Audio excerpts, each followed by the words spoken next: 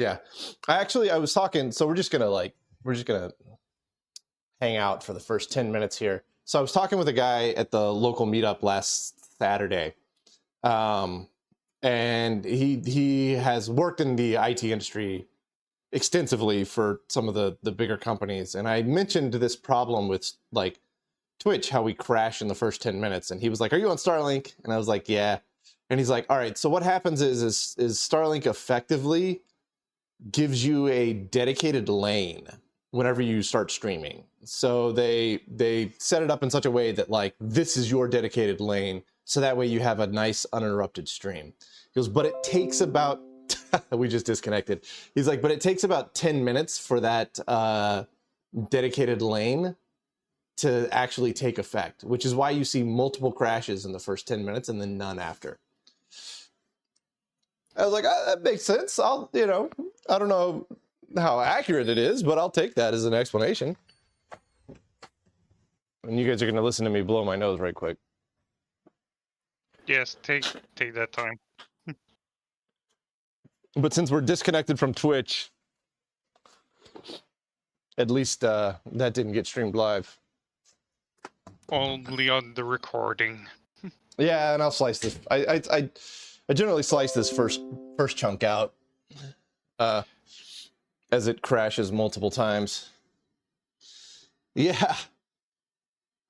So Alex, I don't know how much of the disconnected part you caught, but apparently it's a Starlink thing where it takes like 10 minutes for it to give me a he referred to it as kind of like a dedicated lane. So that's why we see a lot of crashes in the first 10 minutes, and then why after 10 minutes it tends to be pretty stable. Yeah, right as I told you about the dedicated lane, it died. Yeah, that was, yeah, as if to drive the point home. It takes, yeah, so the multiple crashes within the first 10 minutes does not appear to be a failing of my streaming setup. It's a failing of the fact that I'm on Starlink, and there's not a whole lot I can do to get around that other than make the first 10 minutes of every stream just us hanging out and chatting. What's up, Lars the 18th? So yeah, they suggested, they were like, well, you could just put up a like stream starting in 10 minutes thing. That's and I was like, yeah, well, it's more fun to just like sit back and chat with people for 10 minutes and know that it's going to be chaos for the first 10, and then we'll get to work after that. Tech AV rolling the Ultros. I don't know, one of those. The Final Fantasy VI bad guy. I started playing, I was trying to test out Linux. I'm just rambling at this point, and you guys are just along for the ride. But I started playing, I've been trying to test out Steam compatibility on Linux. And like, it's amazing. Cyberpunk 2077 just works like it shouldn't. I'm getting 60 FPS, whatever, full on Windows game. Doesn't make a bit of a difference. But I started playing the Tales of Berseria. So the Tales series, I never really had, the Tales series was never really on my radar. You know, Tales of Fantasia, Tales of Symphonia, Tales of Odyssey, and all these, there's like 16 games in the Tales series. And it's a JRPG that kind of feels like similar to Final Fantasy, the Final Fantasy series, because they've both been around for friggin' ever. So it was the first Tales game I've ever played, and I played it for about an hour the other day, and it was actually pretty good. So I think I'm going to keep playing on that one. And it was flawless on Linux. If you ever get a chance, give Tales of Fantasia for the Super Famicom a try, because they really pushed that system as further than any other Super Nintendo RPG that I've ever seen. Like, it has a full-on recorded soundtrack opening and voiceovers and everything, which is not common on the Super Nintendo. I was trying to figure out which Tales game to start with. And I was like, I should go to the Genesis, the Super Nintendo version, but I couldn't find a good Super Nintendo emulator on Linux. Everybody was like, use Higan. And then I downloaded Higan, and it was like super confusing and didn't make a whole lot of sense. And I was just like, all right, screw this. And I already had I bought 3 of the Tales games that are on Steam for like, they were on sale one time, and I bought them, and I was just like, yeah, they're on sale. I'll just buy them. Maybe someday I'll play them. I think I got Tales of Symphonia, Tales of Berseria, and Tales of Zestiria. But those are all like Tales of Symphonia is even that's a PlayStation era game, and the Berseria, the one that I'm playing now, is like PlayStation 3, I think. So they're all still old, and so but I was like, man, I don't know, it kind of, part of me still wants to have started with the Super Nintendo version, but I've never played any of the others. I've never even finished Tales of Fantasia, but it starts out really strong, and then it got hard, and I got lost interest. But I like mechanics are great for the era. yeah, it's amazing what like late JRPGs on the Super Nintendo were pulling off. Like even Final Fantasy VI is like, you play Final Fantasy VI and you're like, the Super Nintendo was capable of this? Like, this is crazy. Like just the breadth of Final Fantasy VI, like how expansive and massive it is a stunning that they could fit that on a cartridge. Like you have a full-on JRPG that is like an involved game for 40 hours. And then they blow the world up and you essentially start another JRPG for another like 20 hours beyond that. It's like unbelievable what they pulled off. It's really cool. I watched some documentary recently, some YouTube channel that does like all of their videos on Final Fantasy series, and what they claimed was basically they finished all of their goals for Final Fantasy VI ahead of schedule. And so they just started what you see as the middle of the game was supposed to be the end of the game. And so they just started throwing shit at it, and it ended up releasing late. But the cartridge itself was something like $60 or $80 in, 1994, 93 money. So that was an expensive game because it needed a larger ROM than most games at the time. So that explains why there's effectively 2 full games in that game. I mean, I think that's what makes it one of the best Final Fantasies, though, is that like you build up this entire thing and then you lose. Like you're the heroes and you lose midway through. And you're like, oh, Jesus Christ. And then you start over again. And then you win the second go around. But the fact that like the good guys, the heroes of the world, lose midway through is, I like, it was a plot twist that you never really saw in video games. And of course, this was like, Super Nintendo was that shift from video games not really having a story to video games becoming these expansive novels with massive world building. So it was like a new medium, and it was one of the greatest stories you could have told on that medium. It had some gut wrenchers in it, and also there's like 15 main player characters, but they actually take the time to develop a backstory for all but like 2 of them. Yeah, it's I mean, it was really good. It's a really good game. Like that's the takeaway from here is like, if you haven't played Final Fantasy VI, first of all, we just spoiled a lot of it, but also play Final Fantasy VI. It's really good. It's one of the best in the series. It was the first I played, so it's always going to be the special one, my favorite. It was a lot of fun. For me, 7 was the first one I played, which is why it's always special. And I think that's the same for a lot of people, because that's why they're remaking it. But I would love to see them remake 6. Yeah, I only played 10 and 10 too. You only played what and what? 10 and 10 too. I haven't played any of the others. 10 is not one of my favorite ones. 8, I thought 8 was pretty good. 8 feels like the redheaded stepchild. Like, nobody talks about Final Fantasy 8, but I really enjoyed it. Yeah, 8 gets a lot of hate, but good God, that one kicks my butt every time. I haven't made it past the middle of it because apparently the monster difficulty scales as you level up. And I wasn't prepared for that. I played it in high school with no life and no friends and no girlfriends, so I didn't notice the scale and difficulty. Suzerain, have you been trying to cut in? I was just gonna say I joined in the middle of that when before the name of the game was mentioned. And I wanted to say I knew exactly what game you were talking about as soon as you mentioned the plot twist. Oh yeah, how the good guys lose. Yeah, I'm like, that's FF6. Yeah, there's like honestly, there's not that many games that have done something similar. Hilariously, I'm gonna say Call of Duty actually did something similar. The first Call of Duty Modern Warfare, and it's like generic, boring military shooter, and you get halfway and you don't manage to disarm the nuclear bomb, and then it goes off and kills the character that you've been playing for the first half to 2/3 of the game, dies, and then you have to play a different character for the last third. So like when I think of like insane plot twists middle of the game, Modern Warfare crops up, Final Fantasy VI crops up. If I think of like games that had way more psychological punch than they deserve to, Spec Ops: The Line is way up there.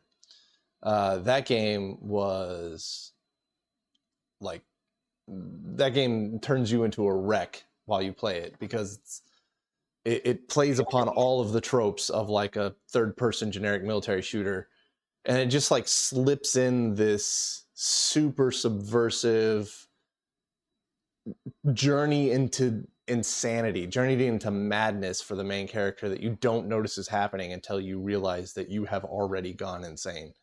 It's really like it's Spec Ops: The Line, I think, is probably the best of the generic military shooters. I play it every couple of years.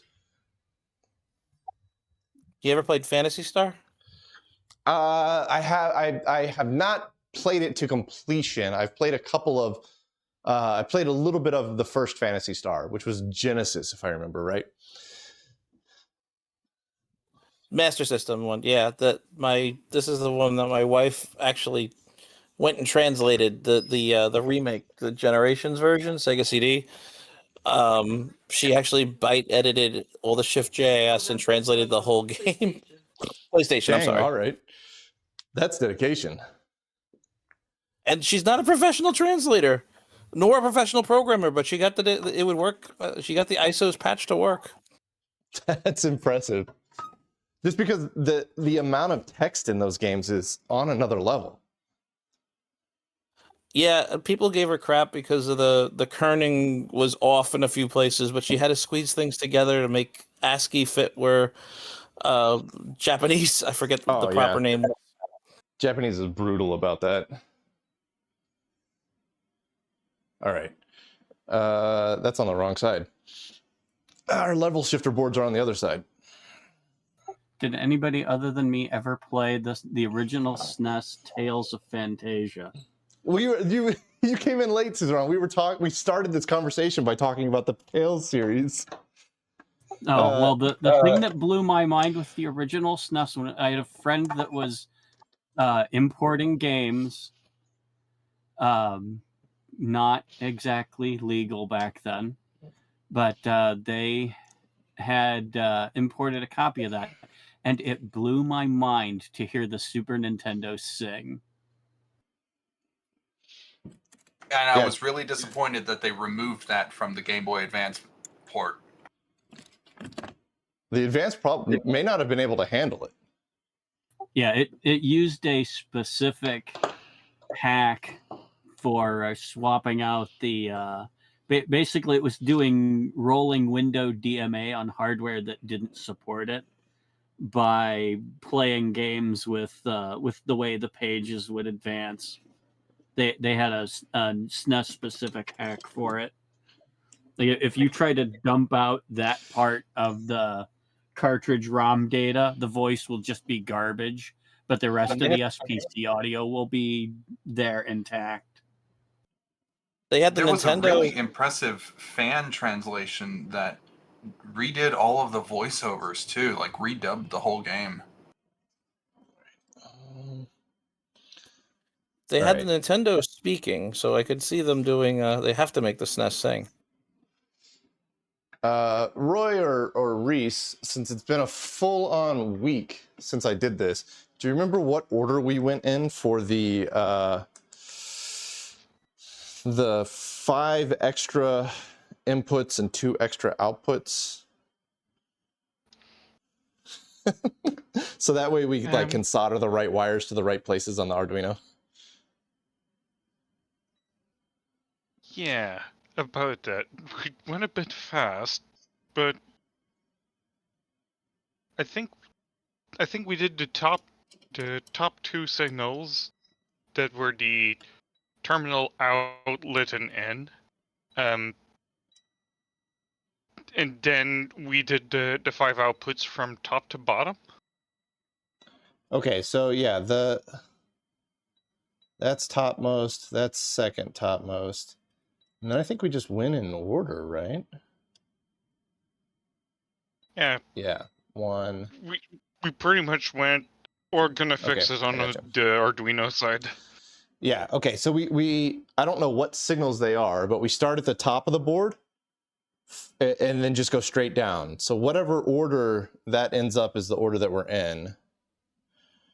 So the I'm gonna disconnect this and we're just gonna solder this to our little Arduino shield. I don't know where to put the Arduino while we do all this junk, but whatever. So might it be a good idea to turn it on and just check to make sure that the voltages are good before we hook up to the Arduino? Oh boy, yeah. You want to smoke test it now? Ooh, I don't know if you guys could hear that, man. That thunder rattled the whole building. Ooh. Yeah, we can crank it on now, see what happens. We don't hear it at all. Just it's good. Well, But Discord, I should say. yeah. Yeah. That's probably the microphone doing good sound canceling there. Yeah, it's the muff you have on the microphone. That's what. Yeah. All right. So the inputs from the Arduino shouldn't be anything, so we don't really particularly need to worry about that. Let me see if I can get a clip onto ground here. That'll make my ground cable a little easier.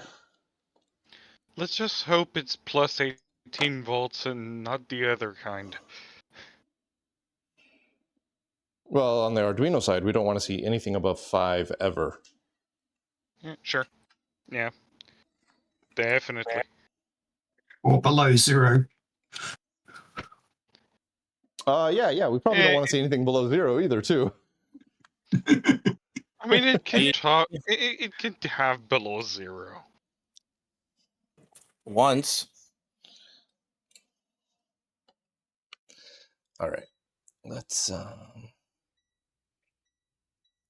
with low enough currents, it can tolerate very below 0. Let's get you on ground. All right, so we've got that on ground. These are, you guys can't quite see that. Let's get up and nice and close in case this thing does catch on fire.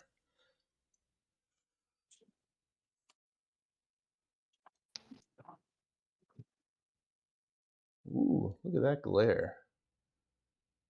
There we go. Okay.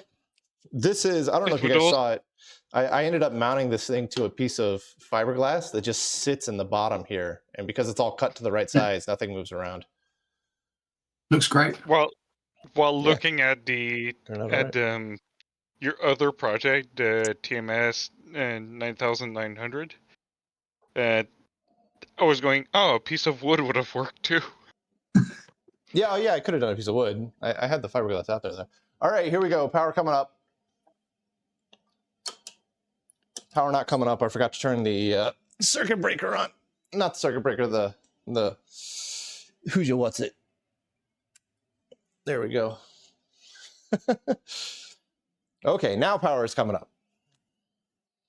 The question is whether the front panel still seems to allow you to do Litton things, so we're not shorting anything to ground. Yeah, see if we broke something here. I mean,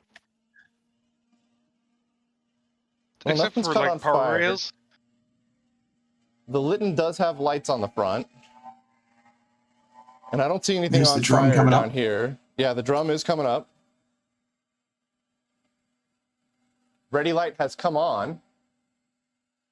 So if I do halt, It does. ready, run, it does run. Okay, so that's good. Yep. All right. So let's check some voltages here. Let's see here. These are the inputs, so these should just essentially be, all right, floating up to 5 volts. Did we get a? Oh yeah, we got a 5 volts out of CR69. Yeah. So these are outputs from the Litton to the Arduino. That one's at 0.6, 0.5, 0.3. Ooh, that one's like 0.006. That makes me feel like something's broken. That one's at 1.7. That's a weird level. Let's see, I think these are It's all... at that point.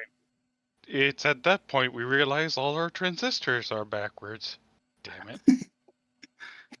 Yeah, that's possible. So these are all the inputs seem to be sitting at 4.4 volts. Like, why would that be the case? That shouldn't be the case, right? I think it pulls up the bus when it's not in use or something. Okay. The Litton does. For anything that's coming from the Arduino, we have pull-ups to 5 volts to make sure the transistor is in a known state, even if everything's disconnected. Okay, so that's what we're seeing then. We're seeing a pull-up to... So all the inputs are showing a pull-up to 5 volts. That's what we're seeing there. So the inputs from the Arduinos are all fine. The outputs from Litton to the Arduino all seem low. 0.8, 0.7, 0.6, 0.5. Didn't we see a few weeks back on the scope that like when the Litton is not outputting, some of those pins just go absolutely crazy and just outputting any random signal. It's only when the device selects or whatever goes high or low that you actually get real signal. So maybe we're just seeing just seeing everything flop around. There's one of them that should be doing that. It's the select if it's data or status. Oddly enough, I've not even seen a read status instruction inside the Litton code. Was that 7 volts? That's hilarious. Yeah, I was checking in different places. So, okay. Like 0.6, 0.5. That could be the Litton just playing something low. Yeah. Yeah, those don't bother me. This one at 1.7 is a little weird. And this one at 0.006 is also weird. That feels like a short to ground on it somewhere. Might be. So I think I might pull this top board out. It might be doing a lot of stuff right now. Reese, remember we're looking at the control signals. Yeah, right now, the Litton is flashing. Right now, the Litton is trying to flash the ready light from the keyboard, so it's in that big loop.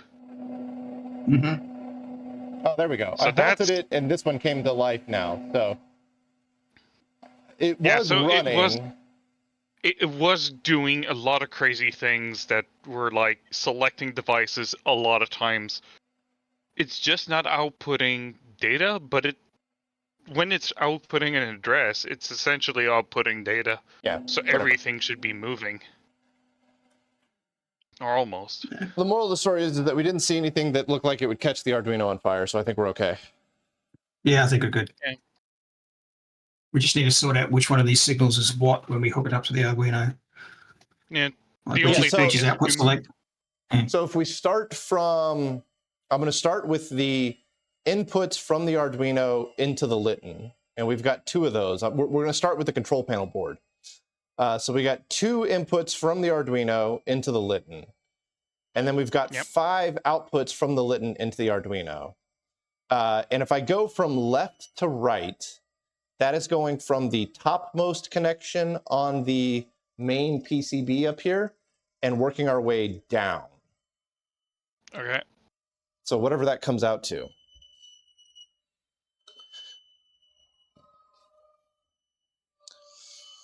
What's up, Maiku Ando? Right. I don't know how to say that name. All right, so I'm going to do all the soldering up here, so that way I'm not killing my knees. Let's grab our Arduino here, this guy. And we're just going to make a little shield for it. And I'm going to rely on Reese and Roy to tell me what to solder where. Roy, do you have that diagram of the board F PCB and what goes where again? If you scroll up to my announcement, I attached that diagram. Yeah. No, I'm talking about the one on board F as well. Oh, yeah. Yeah, I didn't attach that one. I can paste in my notes of the board connection. Ooh, did I correct it? I didn't correct our last change for the interrupt pins. I just need a second.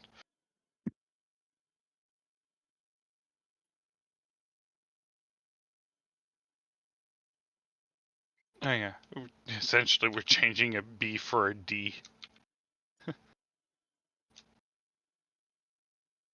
Maybe just tack one pin there, David, so you don't melt into the plastic, and then take it off. Yeah, I'm just doing a couple on each side because it's a double wide header, so there's a lot of tension on it. So I wanted to do a couple on each side, so that way I didn't bend or break the stuff here. Even that's still going to be a challenge to get out.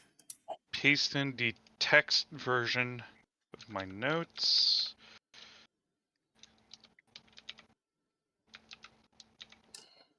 There we go.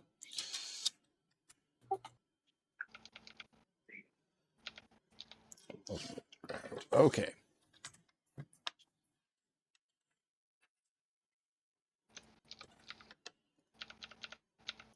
Yeah, and then I'm just going to go through and tack all of Stream is about a 10-second lag at the moment. Yeah, that's typical Twitch lag. I think 10 seconds is about common for what we see on the Twitch stream, I feel like.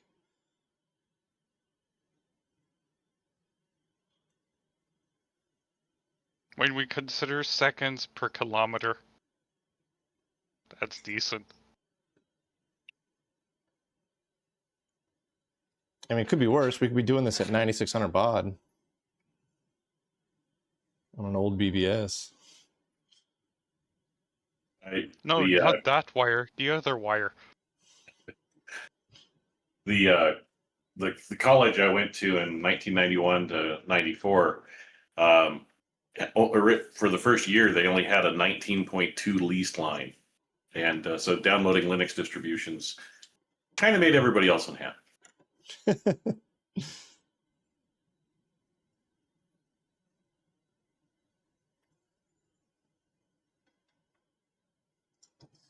All right. We need one wire from this to also go over to ground, but we'll deal with that last. Let me open up Discord here. So maybe I can see what's going to where.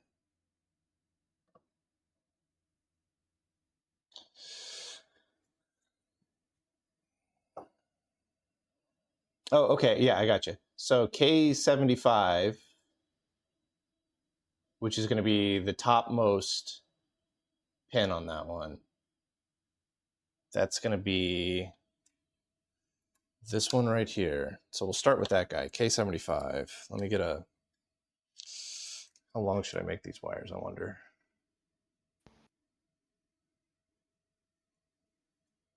I don't know where I want to put the Arduino in there, because I don't particularly want it to be in there for permanently, because ultimately we're just going to make new connectors. So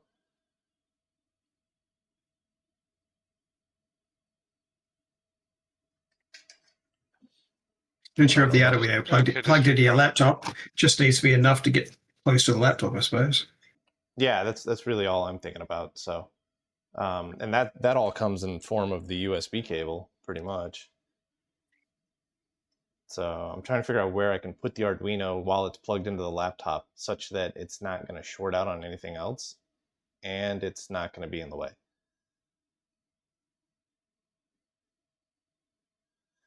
I mean, I suppose it would be nice if I could like hang it in there, but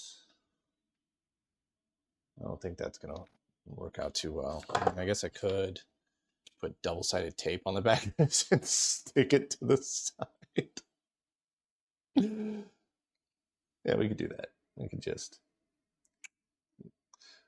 glue it to a side, stick it to a side. So we'll make it, oh, I don't know about that long. It feels good enough for me. So let me get 5 wires the same length. We're going to burn through a lot of my solid core wire here.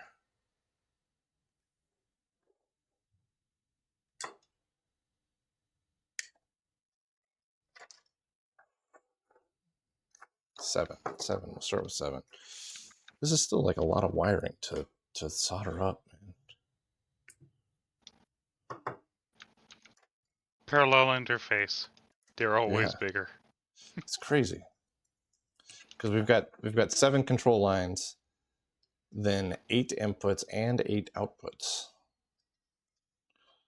So oh yeah, they didn't reuse the parallel lines.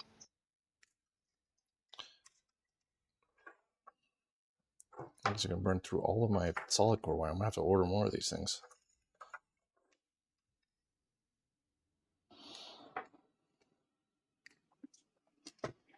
How much wire did you burn through on the Data 620 tester? Because that looked like a lot. That was a lot. Yeah, it was like a full reel of this stuff. I mean, this is like pretty cheap solid core wire, and I buy it like 4 spools at a time on Amazon. So it's like it's not a question of money; it's a question of inconvenience. 4, 5, 6. Because like I always run out when I'm in the middle of a project, and living out where I do, Amazon is 2 days at best.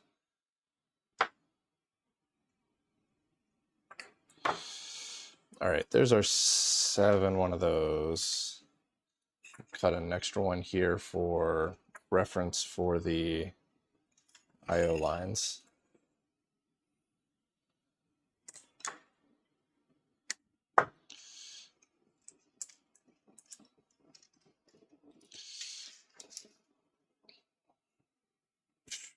What an unwieldy mess. Okay.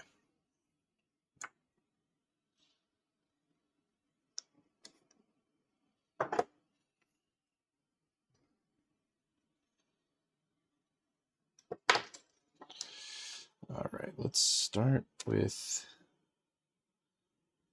you, I suppose.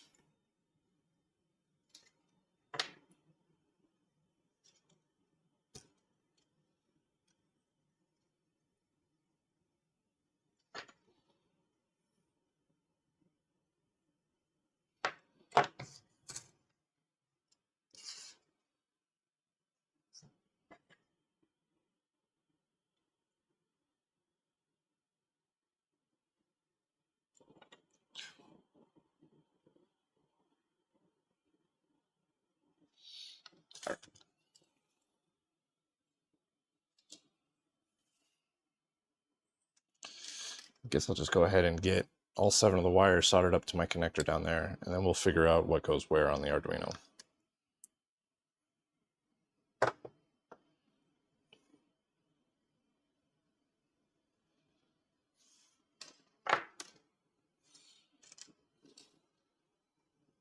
Parallel the your scope on some of the signals so that you can watch them on there as well as the Arduino.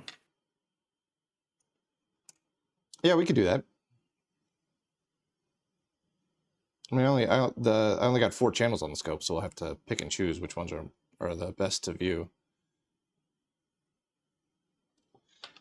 But there's a lot of exposed solder joints on this thing, so hooking a scope on it's going to be pretty easy. And slightly dangerous, but easy. Yeah, the scope will be fine. Everything else will blow up, but yeah, the transistors stop working when you let out the magic smoke. yeah.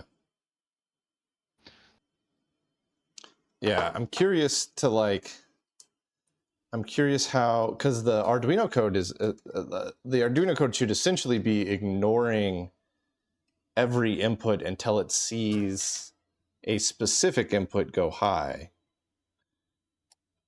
right? Till it sees one of the control signals do its thing.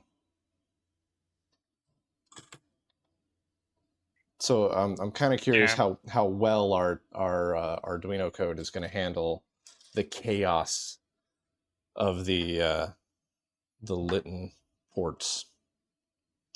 Yeah, initially my dumbed down code I was trying to implement was just trying to find the easiest way to get all other transitions into the serial port, just to see what the heck are we looking at. But it's like, okay, we can push it to decoding the ASCII. Yeah, so what's the Reese, walk me through the code that you wrote. Like I looked at it, but I had about 12 seconds of me time this week, so Okay. So obviously in the setup, it sets up all the pins the way it wants. And then on the 5 status lines that come from the Litton, it's hooking up interrupts to those so that it can see the transitions as fast as possible. On 4 of them it is. I think one of them it doesn't bother. It's just the inhibit line. And then when that interrupt fires off, like the output common, when that fires off, it'll read the 8 output bits from the Litton and put them somewhere. And then the main front end loop picks that up and prints it in the serial port. But I can quickly modify this to just dump the raw transitions if we have some problems with it. I'm going to go out on a limb and say that we're going to have problems with it, but let's assume that we're not right off the bat and go for broke and hope that things work well. So the first time that we load up the Arduino code and I hit halt ready run, what would be an indication that things have gone right? You would see some device select commons and some output commons. So you should see some device IDs come out on the serial and then maybe some ASCII characters. It might be the wrong ASCII characters if the bits are flipped around. But, if you can definitely make sure we hook up device select common and output common to the right thing, that will get us 98% of the way there, and then we can debug the others. Okay. Well, no guarantees, but I'm pretty sure that if we go in order, we'll be okay. Yeah, I can give you rather than a hot ready run, I can give you a command to just select a device to start off with. You can put it on the front panel, and then we can just see if that device gets selected, and then trace the signals with the scope if it doesn't. That's probably the smart move. We don't see it in your emulator, Reese, but it should be flashing the ready, essentially selecting and non-selecting the device every 1 second or so. Yeah, I haven't found that yet. Or haven't implemented that yet. I mean, because you don't really have a spot for like a ready light, but if you look at it's always transmitting the like C0 and then 449 C0 49 C. It's or 4941 4941. That's just trying to blink the ready light. It's part of the Litton manual. It says, "Oh, it's waiting for the first input to input the program, or what do you want to do?" So Yep, so we can look for that, see if it's selecting the device. So we should be seeing a lot of device selections. Yeah. so many that we might have to eventually turn them off once they're working. All right. I did make it so if it selects the same device twice, it will the Arduino sketch will just only print one notification, but we can change it to be constantly printing if it helps. I'm pretty sure they're switching it off to on to off to on to make it blank. Actually, it's a bit crazy because this computer doesn't really have a time base. It has to essentially wait, I think, like 40 transitions. Like it shifts in ones, and when it finds out it's a one, it starts shifting in zeros. And then when it's done a full cycle of that, it goes, okay, I should blink, change the state, and then do it again. All right. There's a whole loop for that. We're starting with K75. K75 is an output from the Arduino, input into the Litton, correct? Correct. Yes. And where should that one go? So that's 41. PG's. 41. Yeah, 0. Great. So on the outside of the double connector, the one pointing away from the small connector, I think it's 11 pins down from the top. 2, 3, 4, 7. Yep, that's it. I got it lined up.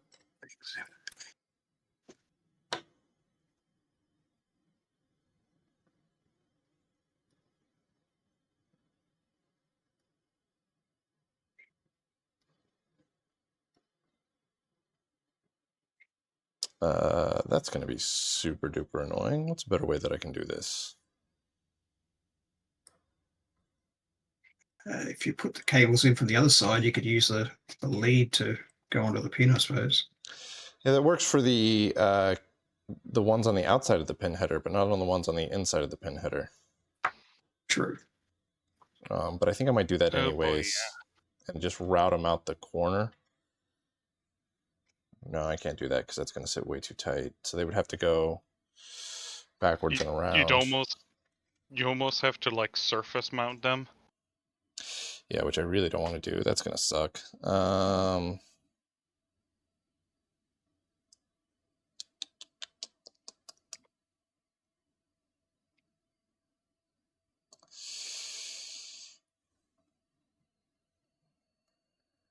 don't have a good idea here. All right, well, let's go back to what I was doing. It's just going to be tedious, but it'll be the cleanest way.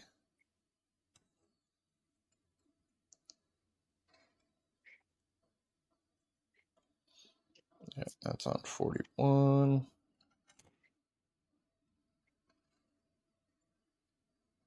You said pin 41, right? Or connector 41? Yeah. Yes. Yeah.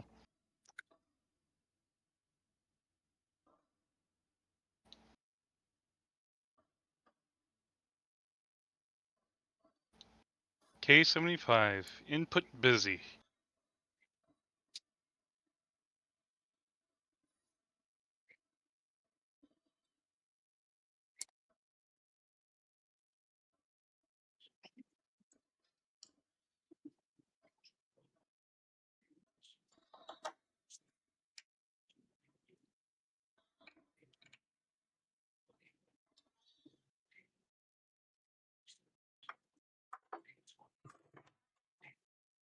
Let's go ahead and lock you down. I was just thinking of the difference in complexity between the logic in the Litton and the logic that's built into that Arduino Max. Oh, yeah. Oh, boy. There's probably more transistors on one I/O pin of the Arduino Mega than there are involved in the entire Litton. No, I mean, the Litton has many transistors in every IC. Those flip-flops are not trivial. All right, so the next one down. Yeah, K76. Yeah, K76. Yeah, so that goes on the opposite side of the connector from the one you just soldered. Great. All right. We're already going to hard mode. Okay. All right. So you're K76.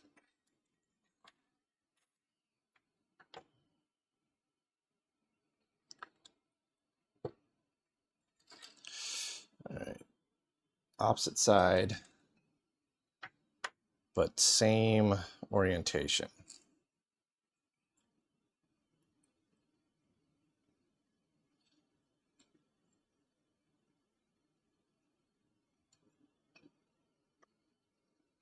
Ah, you're looping them.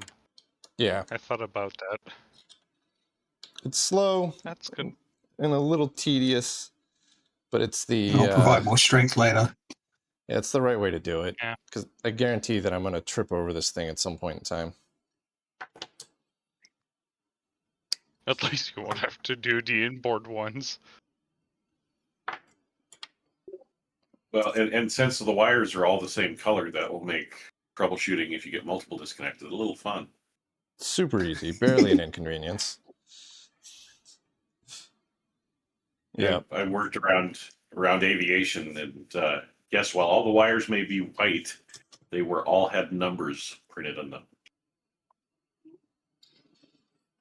All right, so the next one down is now an output from the Litton. Yeah. So that one is on the small connector 4 from the end. So that's going to be what, K80? Yeah, Kilo 80? correct. Yes. Okay, gotcha. I'm super dumb. Oh, okay. At least they're in order. Yeah, well, I can't loop these because I didn't leave enough space to actually loop them. Well, I guess I can go on the inside and loop them that way. That'll be better. We'll do it that way. So that's the last, the last of the 4. Yeah, the furthest from the double header. Gotcha.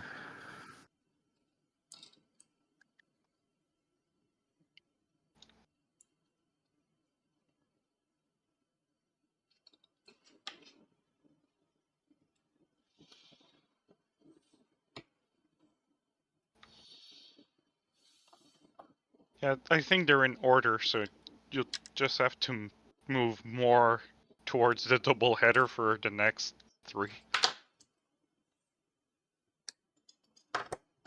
I'm still going to ask you one by one just to be extra certain.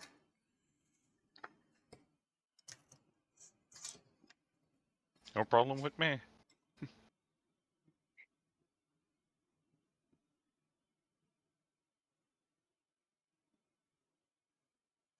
All right. Oh, somebody was asking about the logic.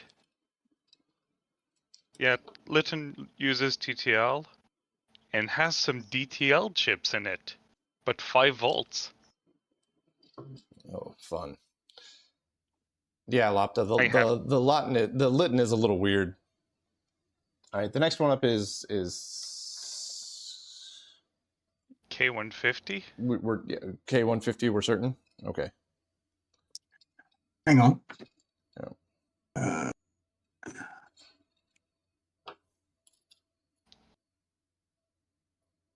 Have you got PD1 and PD2 reversed on your sheet there, Roy? It would seem so. Okay. Yeah, so right next to the one you just did, David. Okay. Working my way towards the double pin header.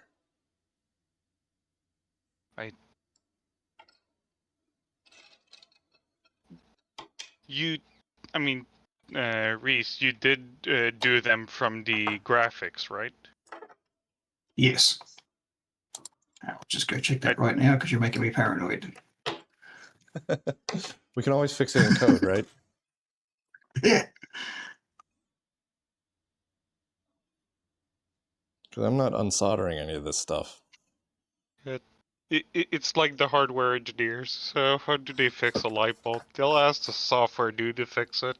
Yep. Yeah. All right, the That's next one my day job. The next one in goes in the next location towards the still an interrupt pin. Yes. Okay. I'm getting slightly faster at doing this.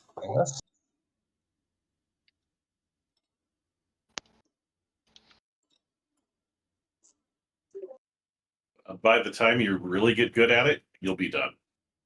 That's the hope. That's the classic. I don't care as long as it means that we're done. That's the important part. Yeah. I'll fix my post.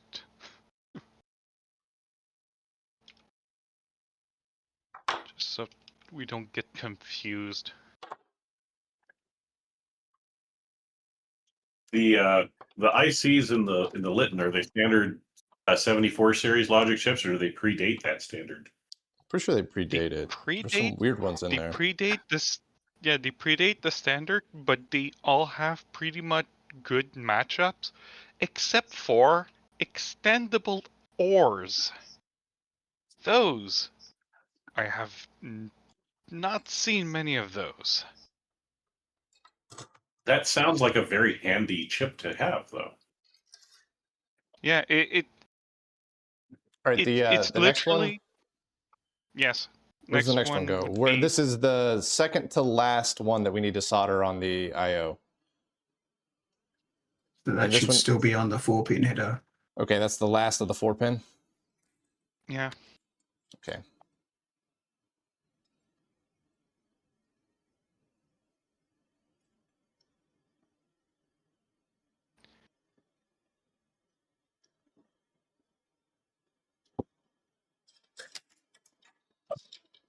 I did make a spreadsheet at one point mapping the 74 series to what the Littons were using, and they mostly match. So it's almost like they just had their own part numbers, but it could have been just predating the standard. Yeah. The only ones you didn't really have were the DTL ones. Yeah, because I have no idea what TTL is. Yeah. I'm a 5-volt man. I think they use them as level shifters. Be happy you're not dealing with the Bendix typewriter. That's got 160 volts hanging out on it. Yeah. And negative 20 volts. That's too many volts. Yeah, I know. 160 is like you mess something up and you know it real quick. Yeah, but 120 volts with 2 resistors still becomes TTL level. Yep. All right, what's this last cable here go to? So that goes to pin 39, which is next to the first one you soldered on the double header. Working, so next to the first one I soldered, closer towards the 4-pin. Correct? Yes. Yeah. Okay.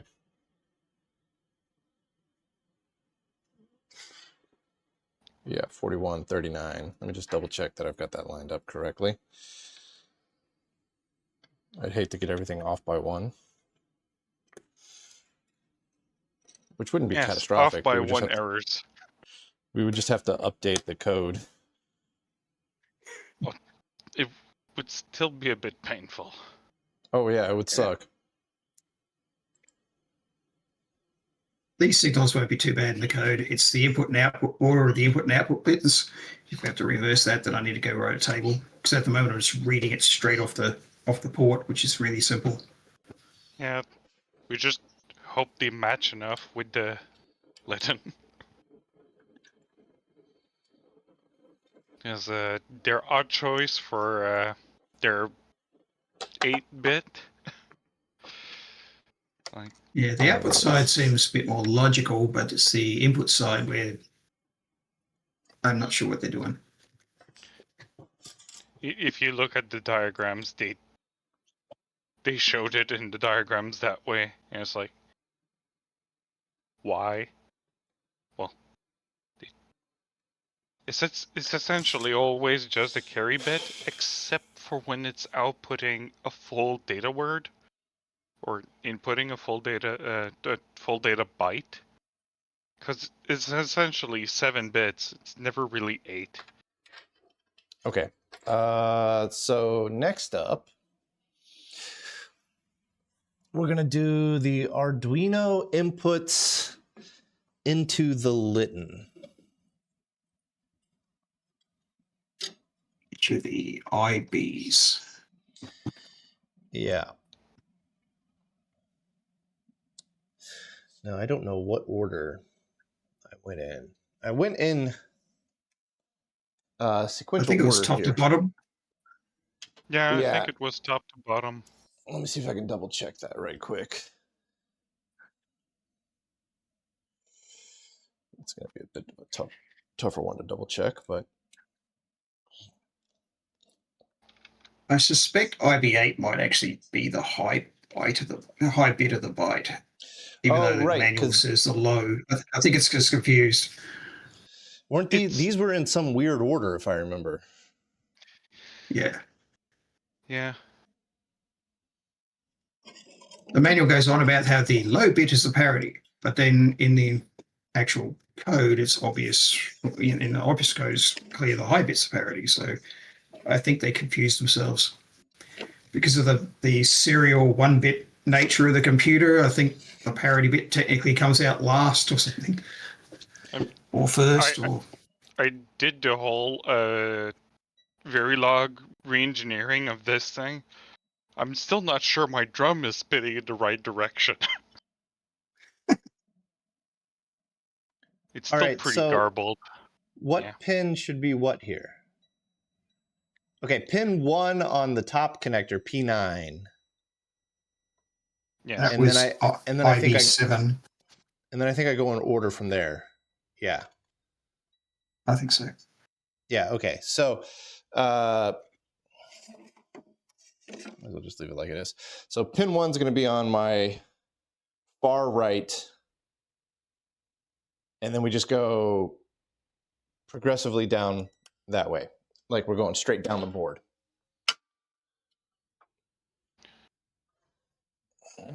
So now I got to cut a bunch more wire.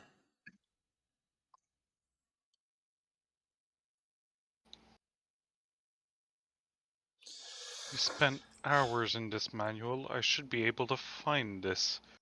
I need 8 of these.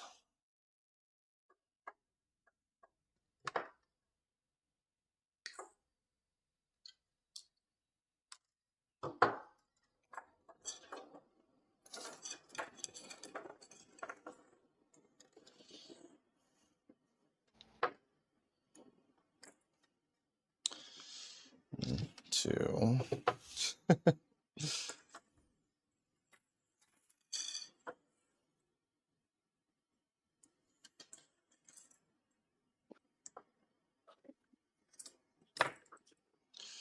Three.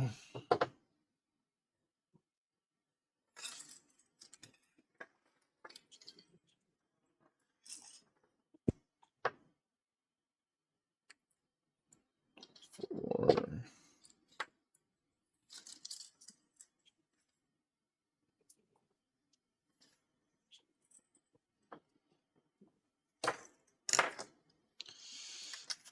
5.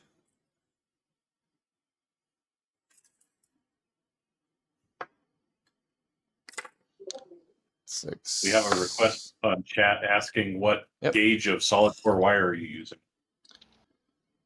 Oh, I have no clue. Does it say on here? No. It looks like 26 or 28. I want to say 22 because I see the number 22 on here, but that seems big. No, 22 is regular. Yeah, Okay. 22 would be appropriate. Okay, so 22 gauge. That's what I'm going to go with. That's 7. I have huge spools of 24 gauge, which are slightly smaller than what breadboards want. Yeah, so this plugs into breadboards pretty much perfectly.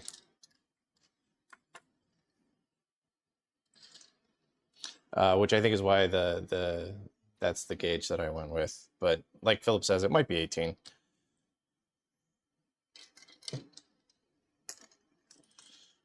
I put the page documenting bit order.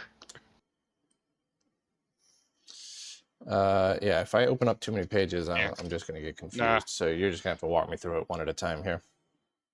No, it's mostly for release.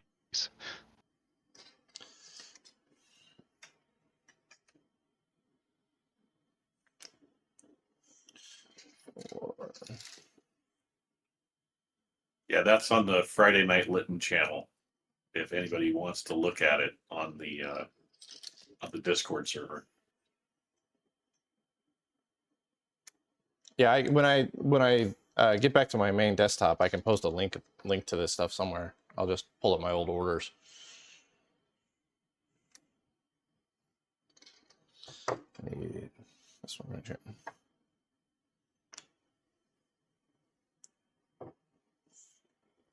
All right, let's go.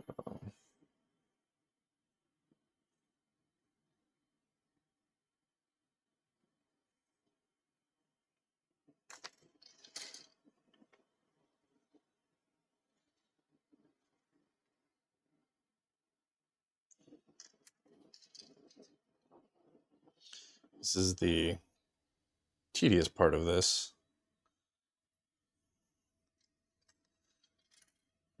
But it is a lot of wires. And we're going to have to do this again when we get up to the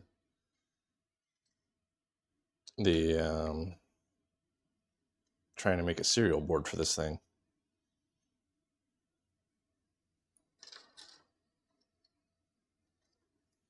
But that'll be a little simpler because I'll actually make PCBs for it.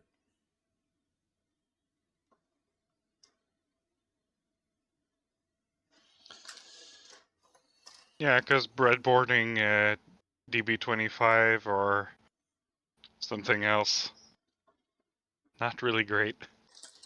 Yeah, I like making PCBs. I should have made a PCB for the top hat of this thing, but I just didn't have time this week.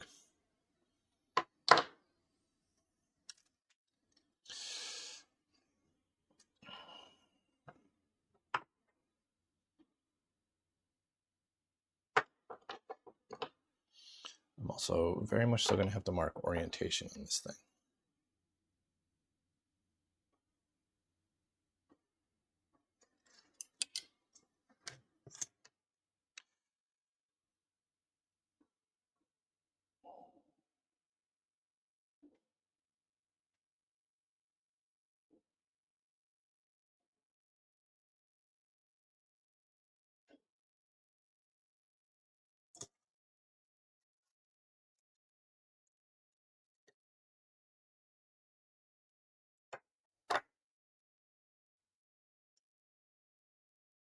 Don't know if anybody's following things with SpaceX, but they recently matched their Falcon 9 launch count from last year earlier this week. So they've still got another two months and a week left of launches to increase that count even further. That's awesome, man. They've got something like 90% of mass to orbit now. They did last year. They're doing really cool stuff. I mean, say a lot of people have opinions about old Muskie. Hell, I got opinions about old Muskie, but SpaceX does not equal one man. SpaceX is doing some really cool stuff. Yep. Yeah, they're rebuilding all of the Starbase launch facilities, both Launch Tower 1 and Launch Tower 2, for the version 3 Starship launches. So there will probably be 3 months, maybe 4, before they do another launch down in what used to be Boca Chica. Yeah, I should really go watch yeah, a launch. Go watch a Starship launch someday. I mean, that's a rocket that's the size of the Saturn V, essentially, right? Yeah, but they did taper it off. I think it's actually taller and much heavier. It's taller, heavier, and technically the Saturn V is slightly wider, only at the base. I mean, yeah, it's pretty neat. The Saturn V for the era it was built in is just amazing technology. Because I mean, it's older than the Litton. And it's older than most of the people in chat right now. Even including me. Right. Yeah. I mean, like, I obviously never got a chance to see a Saturn V launch because, I was negative years old. So, like, this is the closest thing that my generation will be able to get to watching that is effectively a Saturn V launch. And Boca Raton or wherever it is, I'm pretty sure it's down near San Antonio, right? It's Or is it near it's down near the Corpus? border. Down near, I think it's near Corpus. It was Boca Chica. Oh, Boca previously. Chica. Boca Raton is like a country or something, isn't it? It's Florida. Oh, okay. Yeah, it's might okay. as well be a different country. The reason you're thinking about that is because that's where Word Perfect is from. Okay. I mean, I should go see the birthplace of Word Perfect as well, but Oh, wasn't Boca Raton where the IBM division that designed the original IBM PC was? That too. But Yeah. everybody saw that. Everybody that went through high school at some point had to deal with Word Perfect for DOS 5.1 or 5.0. And so I didn't everybody saw Boca Raton on the copyright screen. Remember the keyboard overlays? Oh yeah. Yeah. No, Every once in a while, I find one floating around here still. there for a long time, Microsoft Word had the key bindings built in for Word Perfect, but they eliminated that in like the mid 2000s. But I took Word Perfect 5.1 in college, and high school for me it was AppleWorks on the Apple IIgs. I was technically alive when Neil Armstrong and Buzz Aldrin landed on the moon. I was in my mother's belly when she was watching it on TV. hey, that counts as life. I was 7 months into gestation when the last Saturn V launched in 1973. So I was born in July '73, and the last launch was May 14th. I've watched it on TV on my parents' couch. Bob out here doxing himself with his real age. Hey, I'm old and I'm feeling it. Yeah, but you got to see a Saturn V launch, man. That's cool. Yes, that was cool. I got to see a shuttle launch in person. My grandparents lived in Florida, and as a very small kid, I got to watch a shuttle launch. And I remember even on ones that we didn't go launch, they were launching with such incredible frequency that I can remember the house shaking from the sonic booms of either them coming back to land or launching. I think they all landed in Texas and launched in Florida, or I don't know. Z would be the right person to ask about that. The shuttle landing locations were in Florida, at Edwards Air Force Base in California, and a backup landing site was in White Sands, New Mexico. Okay. They could also land them. They never did, but Bangor, Maine, of all places, could actually accept the shuttle if they needed to. So if they had an emergency, that was an emergency landing spot. All right. Yeah, they had a bunch of emergency landing sites around the planet. Yeah. One of the ones that you hear about that was never actually used is Morone, because sometimes on the ASCENT you would hear the call out two-engine Morone or single-engine Morone. And that meant if they lost one or two engines, they could still make the Morone transatlantic abort opportunity. All right, I have completely forgotten what order we're going in. Are we going left to right or right to left?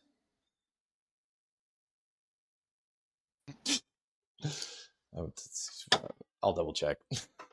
Everybody's quiet, which means everybody else has also completely forgotten. We're going from top to bottom on the main PCB up here, which is going to be your pin 1, which is going to be right to left. So top to bottom is right to left. So I'll start on the right side. So that's going to be pin 1 of connector 9. Where am I going with that? That's IB7.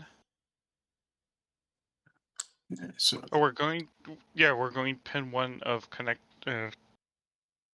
1 of connector 9. Yeah, P9 That's- pin 1. So those are going to be the You show that as on the old picture that I've got pulled up here. You show that as 26. No, C27. Wait, what? I don't understand your labeling here. The C parts are the Canon connector. Oh. So it would be pin 28. So 5 down and on the inside. Yeah. 28, right? Yeah. Now, speaking of alternate shuttle sites, I had a buddy that was stationed at Vandenberg Air Force Base in the late 90s, and I did see where they had cut along the road to handle the wingspan of the shuttle, and also what was left of the Slick 6 launch facility that was designed for the shuttle to be launched for military payloads from Vandenberg, but was never used. That's where they're going to use the fiberglass solid rocket boosters. It may have been, yeah, because they'd have to abort them over land to drop them. I think it was their big concern. I think it was also they couldn't do it with the weight as it was. They had to make it lighter somehow. But I wonder if that would have worked. They never used it, so I think they have done. What's the rocket? The one that they launched that little Boeing space plane on. They launched those from Vandenberg. And of course, SpaceX launches from Vandenberg all the time. Yeah, they used to launch from Vandenberg. I think they stopped producing that model.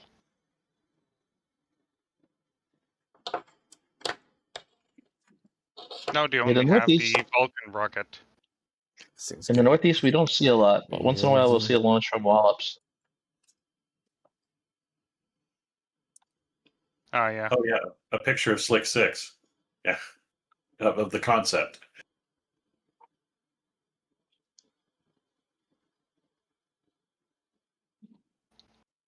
I don't know that they ever fully built the vehicle assembly building that's in that concept drawing, though. I don't think they did.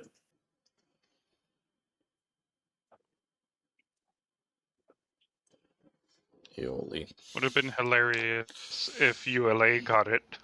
All right, so the next one down is what? Anyway. Next one down. Yeah, so we did P9.1, so the next one's going to be P8 dot something.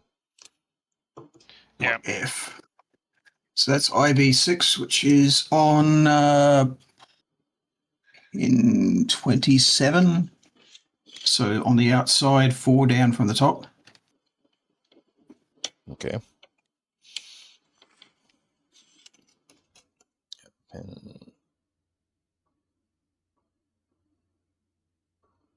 Gotcha. So why did you guys go back and forth with the pin numbers? Because it's in order of the port in the Arduino. So there's 8 pins around there that are all on port A, and so we can just read them with one instruction straight off the port. Oh, okay. So there was actually like a legitimate reason why doing it that way.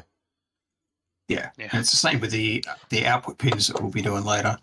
Not just to make my life more difficult with the soldering. No.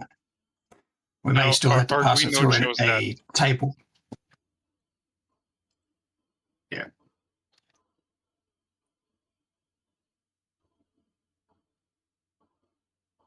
SpaceX's next Starlink launch will be from Vandenberg in about 10 hours, actually. I feel like SpaceX has a launch in about 10 hours at any given time. Like when's the next SpaceX launch? Yeah. Within about 10 hours, you know? Well, yeah, looking at the list, it's like 10 hours away, which will be on the 25th. And then there's launch on the 26th, one on the 27th, one on the 28th, and one on Right? the 30th. And they're all Starlink. They're all Starlink missions. Yeah. And there's now over 10,000 Starlink satellites in orbit. That sounds about right. Yep. All right, so what's the next one down? Next one down would be I'm just going in order here. 5. Yeah, Would be 26. across. So back on the other side, up one. Directly across from the one that I just soldered. Yep. Yeah. Okay, I can do that. Oh, things are going to get a little tight here for a second. Many more and the Starlinks will be able to touch each other? No. Well, what's really impressive is when they get the next generation of Starlink out, when Starship starts flying, because they'll have cell to Earth capability for all carriers, basically. Those satellites are going to be huge.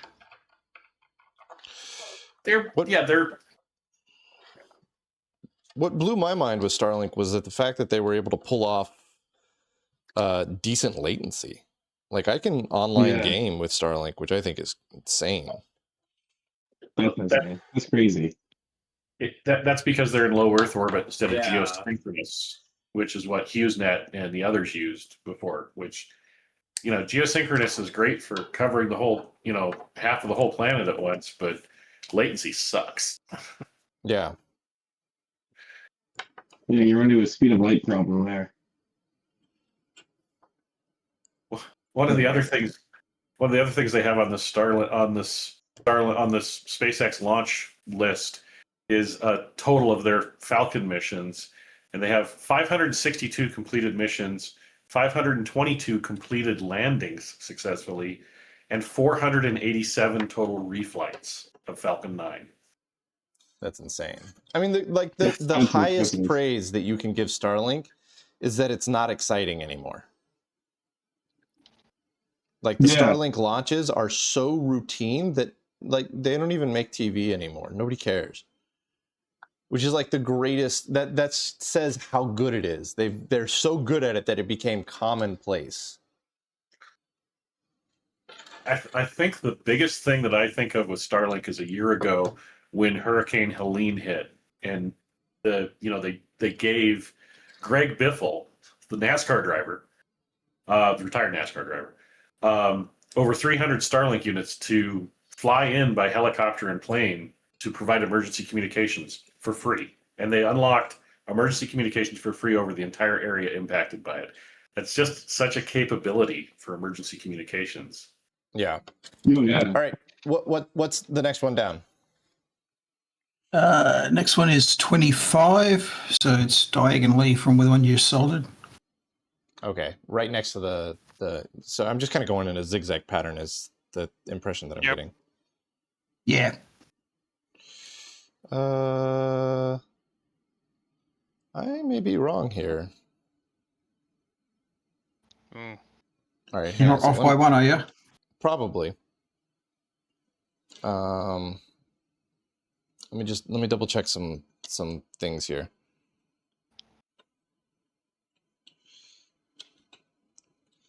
So I've got 27 soldered.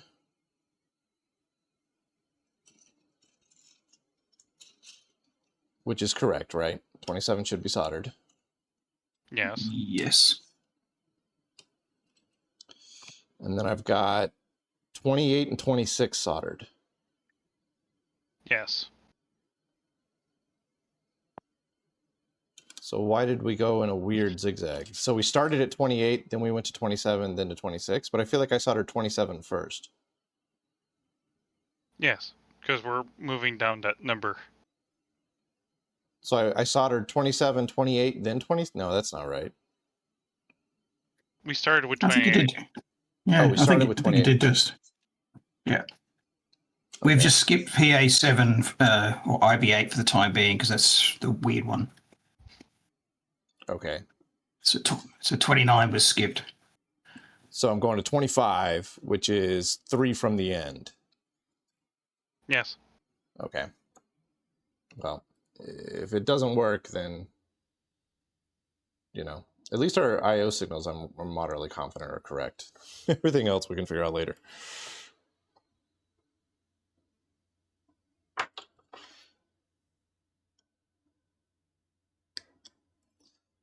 So there's a non-zero chance that you're going to have to modify the code to fix my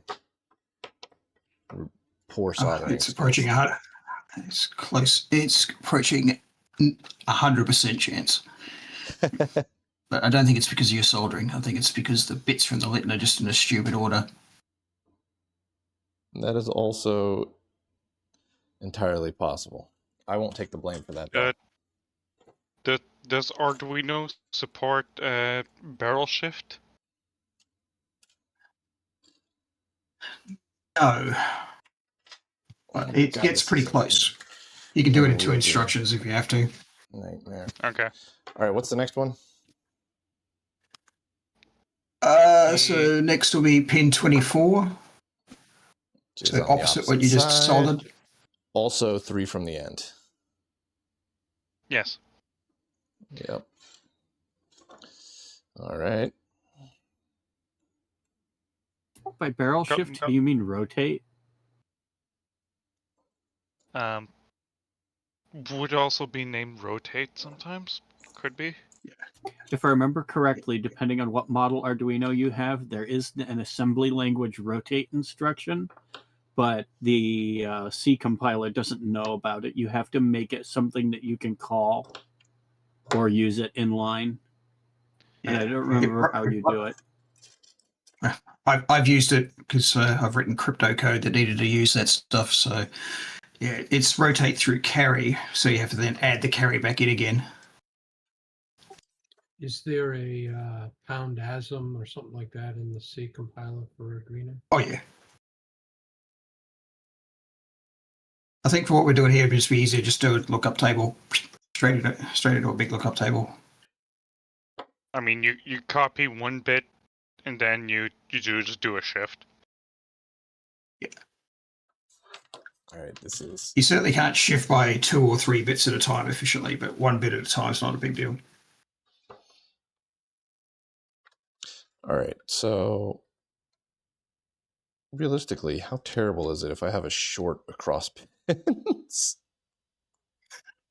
You have to ask. All right, I'm headed out, guys. Take care. Take it easy, man. All right, what's the next one up? So it'll be PA1, which is on pin 23. 2 from the end on the outside. All right. And just for double checking, we have 3 wires left. Yes. Okay. Yes. Just making sure everybody's on the same page. Yeah, we went 7 down to 2, 1, then we do 8. Because Litton. But this is going decently quick. My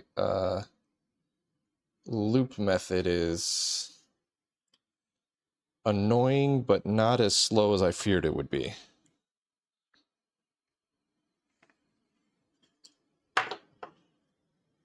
It does prevent accidental pullout. Yeah, it's great for strain relief.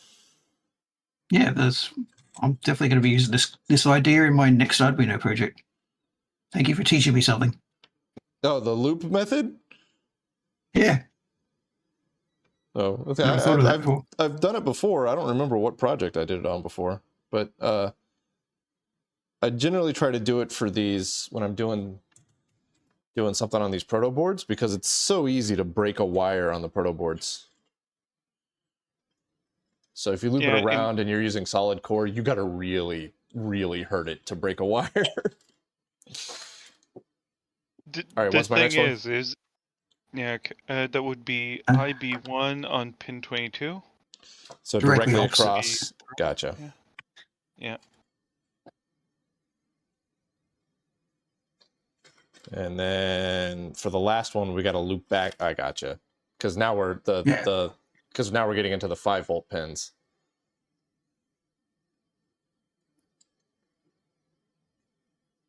Yeah, we're getting to the output. Yeah, the Litton outputs. Oh, with the one, I think what he's saying is the one on the end of the connector is 5 volts. Yeah, so I can't zigzag any further after this guy. Yeah. Well, you could, but it wouldn't work. Yeah. It would be a stuck bit. It's like if you don't do the loop technique, you end up with a wire inside of a solder blob, and every time you try to correct your solder, your wire can pop out, which is great. Yeah, the loop technique is like super robust, but also a giant pain in the butt.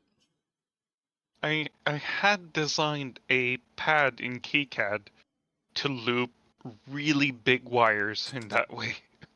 All right, the last guy goes all the way back at pin 29. That's going to be on the outside. Yep. Yep. Gotcha. The last missing spot. Yep, I got it. So we end up with 4 on each side of the connector. Yep. Okay. Yeah. And it ended up that way because they put bit 8 in a weird spot. Yeah. Yeah. Like, bit 8 is your least significant bit. That's why it's just after bit 1.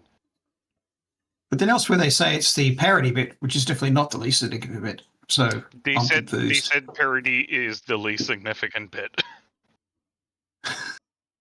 Which is one way of putting it. Yeah, I think Litton themselves were not great at writing documentation. I'll get their big endians and little endians on bit order if they get weirded out and confused. At the same time, because they're not manipulating bytes at any point except for loading stuff to the writing register, the buffer register, and they do that serially. It's like they can't transfer the wrong byte. They don't have much of a byte concept. Right. Gotta tidy some of this up. All right, let's grab. This is an unwieldy mess, and I got 8 more wires to solder to this thing.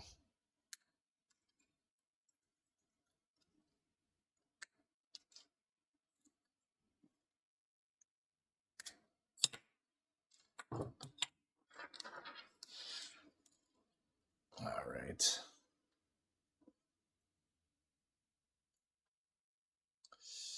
We're getting there. And we're still going top down. Yeah. Do the wires look blue on the stream, by the way? I see Nuka Nuki and Jbev talking about they're all blue. Is that what color they look like? They look Look green to me. I was gonna say they're very green. They green work. too. Yeah. Must be white balance. Yeah, they're kind of changing as you move between green and blue. It's kind of a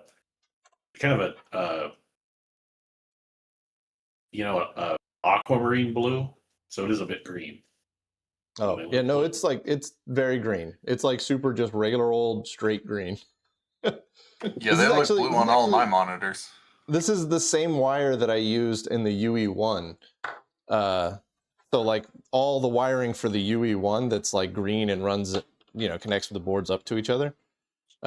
Exact same stuff. To me, it just looks dull, but that's because I'm green deficient colorblind, so my input is not useful. mean, it's like when your arm was across the screen while you're working on it. It looked very green, and now that your arm isn't across the screen, the auto white balance has made it a bit more blue. Okay. I just found it like you're like I looked over and everybody was saying blue and I was like, what? Nothing's blue over here except for the handles of my wire cutters. And the Centurion. Oh yeah. Oh, you guys can't see the Centurion. You can see the Phoenix a little bit, huh? Yeah. And the Sharpie. Yeah. Reminds me of the what color is this dress thing. I know, right? Yeah. That's exactly what I was thinking of. I mean, looking from my screen, All right. even the Arduino looks blue. Well, bluish green, but it looks almost the same color. The problem is, it's like, is it the Arduinos that are bluish, or the greenish ones? That was especially annoying to me because people would ask me what color I thought the dress was, and I would say, I'm colorblind, so I can't tell you what color it is. And they go, so everything you see is black and white? No, I'm not a dog. You should have said, like, yes, I literally have 1-bit vision, so it's either pure pitch black or pure blindingly white light. And just see how far you could run with that. Even dogs have color, just one less dimension of color.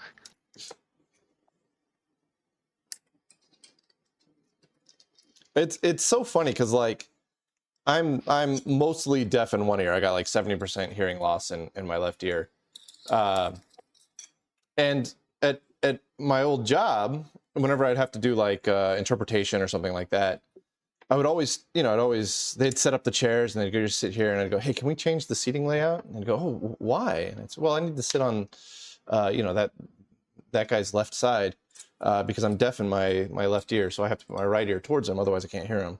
And immediately there was like a massive tone shift of like, oh my God, I'm so sorry. Like I had a disability, and I was like, it's like I can still hear fine out of the other ear. Like I'm not disabled.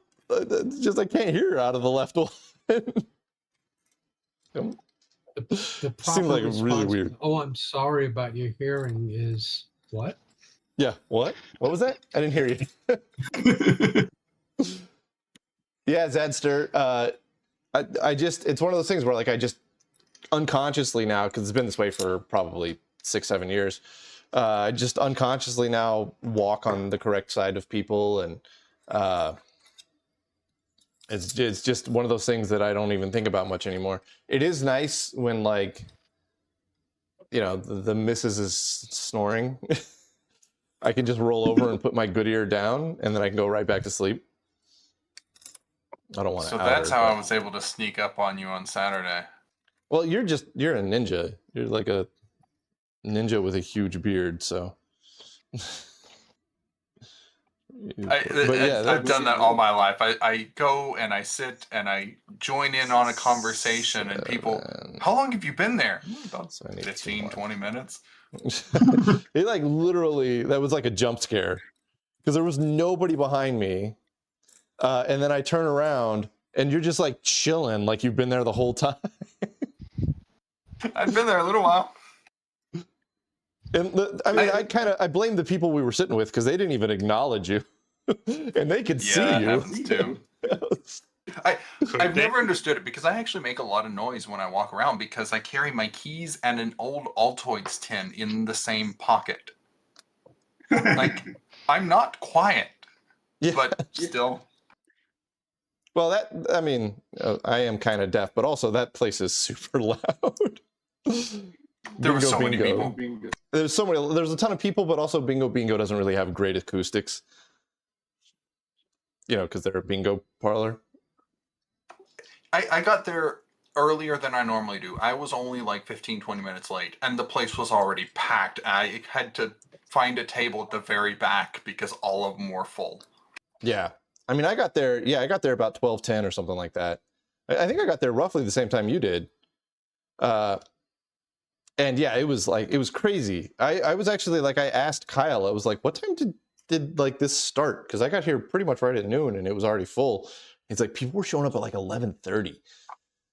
Yeah, they were having to. You can't come in here yet. Yeah.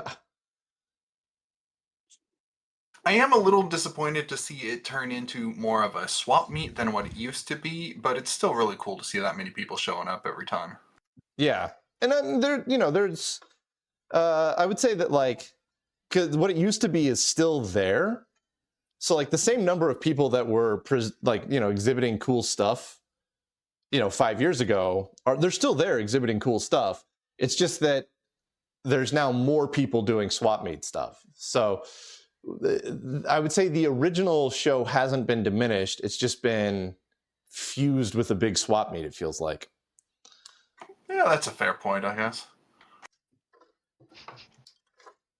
All right, we've got all of these are now what? So we did aioli last, so Arduino out, Litton in. And then next up, we're gonna do Litton out, Arduino in, so Liao. And I gotta figure out what order we went in.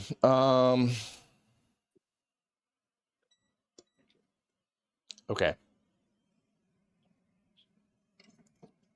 So on the far right, that's gonna be here. I think it's gonna be the exact same zigzag. Well, hang on. So the far right is pin 2 on P9. The next one up is pin 3. So we actually, great. I go in the inverse direction. Yeah, Fantastic. it's backwards. Shit. All right. Well, whatever. Okay. So far right is, as long as we know, far right is pin 2. And then we just go upwards from there. Okay. Also, Okay. we're going to be zigzagging downwards instead. Yeah, we're zigzagging in the opposite direction. Because Arduino also found it fun to invert their second port on the connector and have the bit order the other direction. They're fun. And this is Litton out, Arduino in. So low I.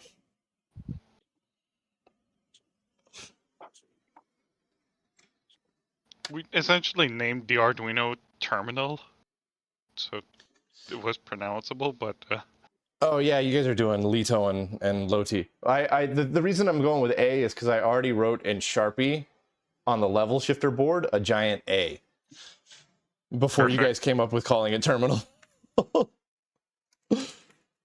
So I'm just matching to what I already wrote. It'll work. You will be connecting it to a model 43, so it's fine. Yeah, there you go.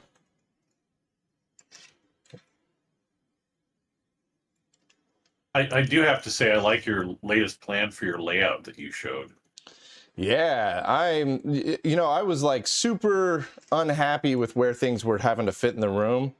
And then I was like, it was just like inspiration. It was just like, what if we made the Bendix at a catty corner? Like, what if it was at an angle? And then like everything else just fell into place. And I was like, well, now I have to get all of these extra things that are going to fill up the room. But the new layout does not have the 620 in it, the data 620 in it. So okay. That's I'm gonna have to do something about that. I can't just abandon the project, so I think we're gonna have to get the data 620 into high gear. And that was on the Patreon channel, right? Patreon chat. Yeah, I haven't shared that anywhere else, so anybody that's listening is going to be super confused. So to anybody that's listening that is not a Patreon, I've been talking on the Patreon channel on Discord. There is a non-zero chance that I will be able to get my hands on a scanning electron microscope at some point. I'm talking with a really nice dude who's being super cool, and he works with scanning electron microscopes, and he's been like feeding me information. It's been a ton of fun just chatting with this dude, And so he's going to try and maybe get the ball rolling to get one in my hands at some point. We don't know. I don't know particularly know when, but that's just something that we'll figure out. And so if a scanning electron microscope shows up, I've got to figure out where to put it. And obviously, I'm going to want to put it right next to the BOMEM because, you know, they're kind of the same category, I should say, same genre. And I recently bought that NCR system, vacuum tube system.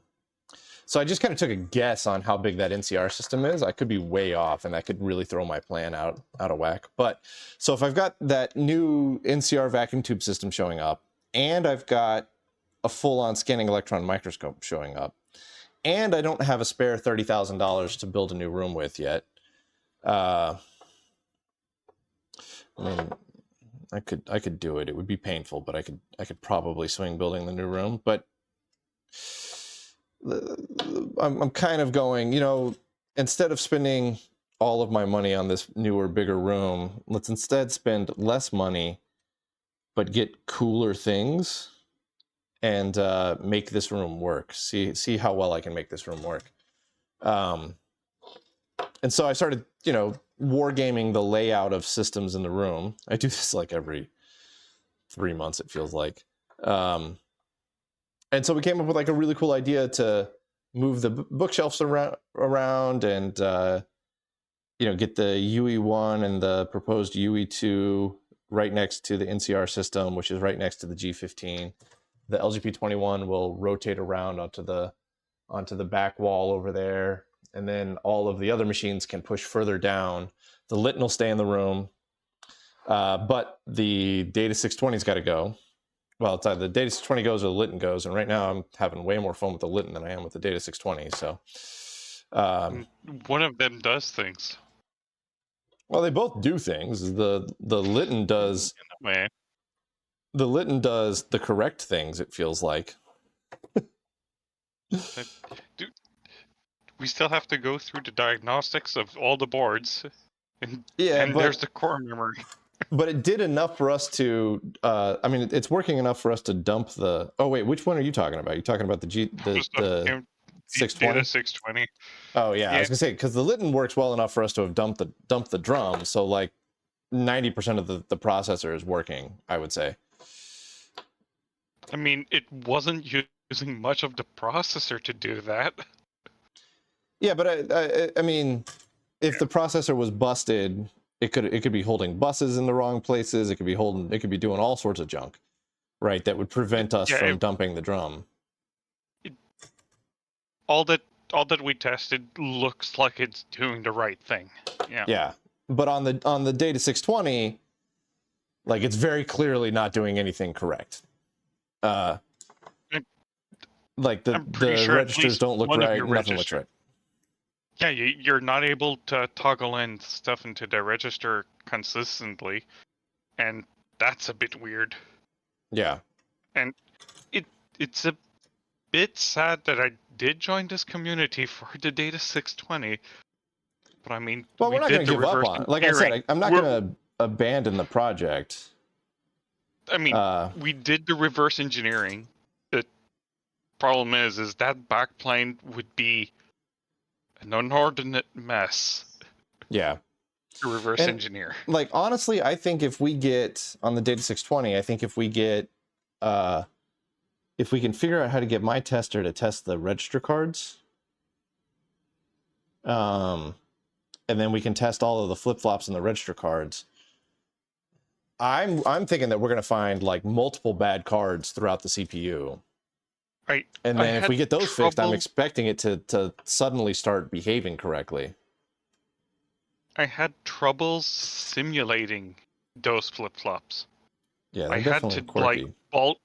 I had to bulk up the capacitors in the simulation just to have a big enough edge to cross. All right, did you guys take notes? Are we starting on the left side or the right side? It would be the. Oh, we're starting with B8, right? I believe so. You guys didn't take So notes. it I would didn't be take on notes. the. I don't know why I'm blaming you. It would be on the inside. So Is that the left side pin of my 30. connector or the right side of my connector? Oh yeah, no, Wait. that one. I gotta know which side of my connector to start with. Your connector. All right, let's try again. So if I start on the left side, that's gonna be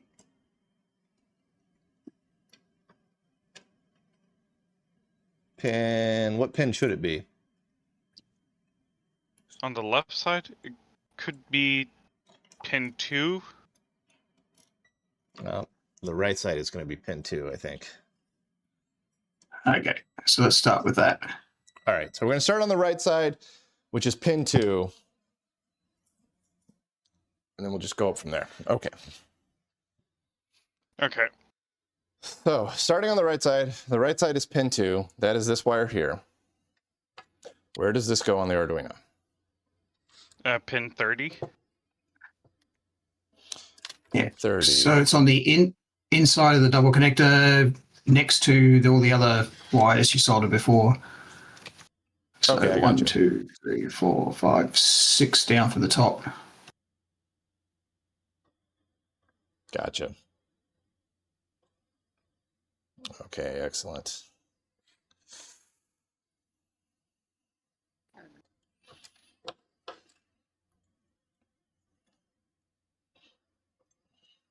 There's a lot of wires on this thing already. It makes it very hard to handle. Those are the last 7. Last 8.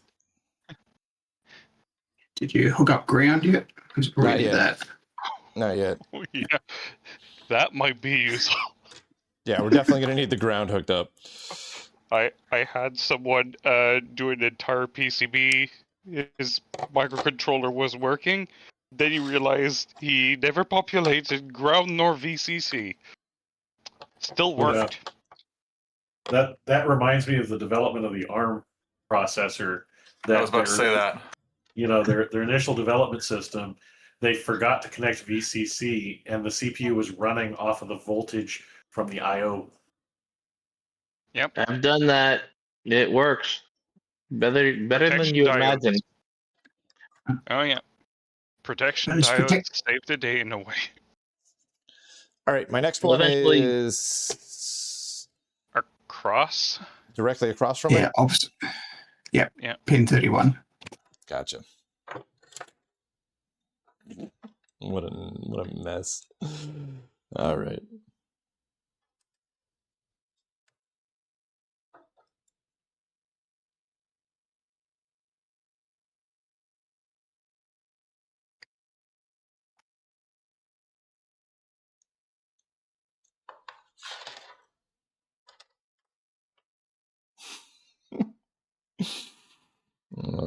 There we go.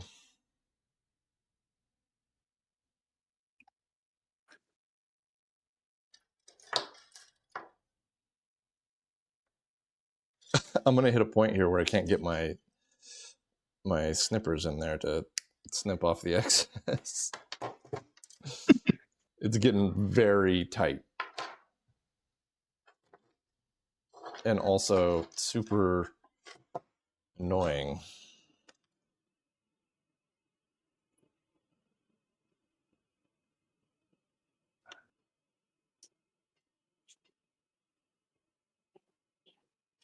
I have to solder that one from the bottom.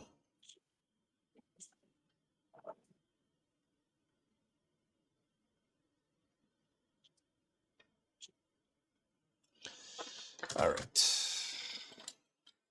So next one is the zigzag. Yep. Back on the inside. Pin 32. Gotcha.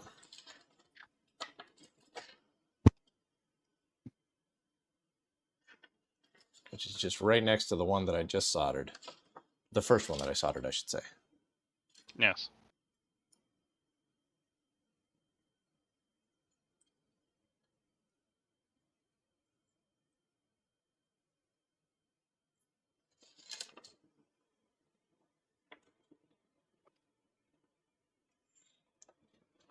All right.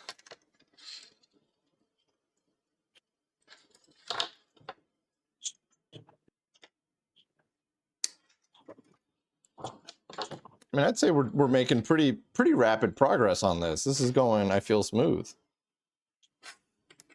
No, you just jinxed it. I know, right? Well, it's because we haven't actually plugged anything in yet. It's okay. I knocked on wood.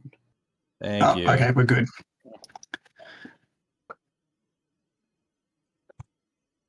I'm fairly confident we're going to get something off the device IDs today. And then we'll see if we're going to have bit orders screwed up or not.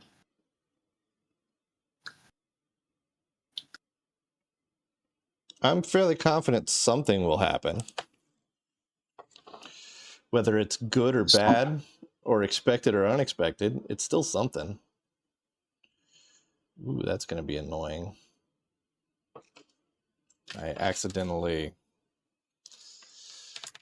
filled, you're right, I did just jinx it. I accidentally filled a hole that we're going to have to push a wire through a little later. Where's the solder sucker? I'm going with the braid. It's in an annoying spot.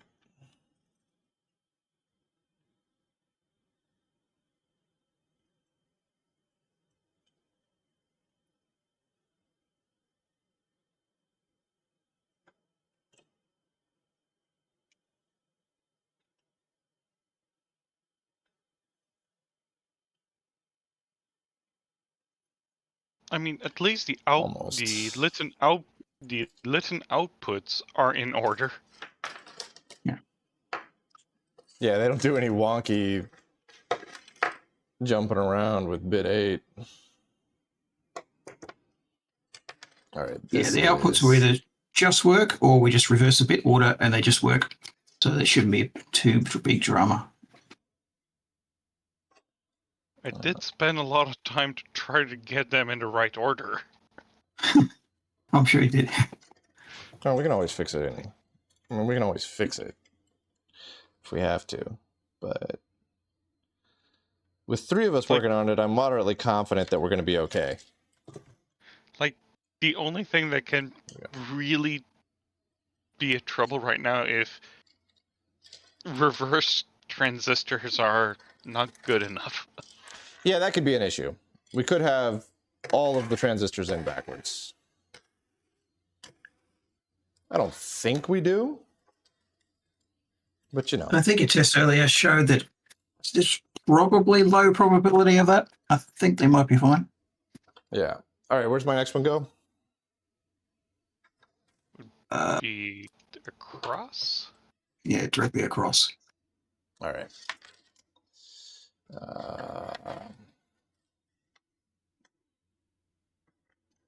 Yeah. Right there. On the outside, correct? Yes. Okay. I did a little rework in there, so I kind of lost track of where I was.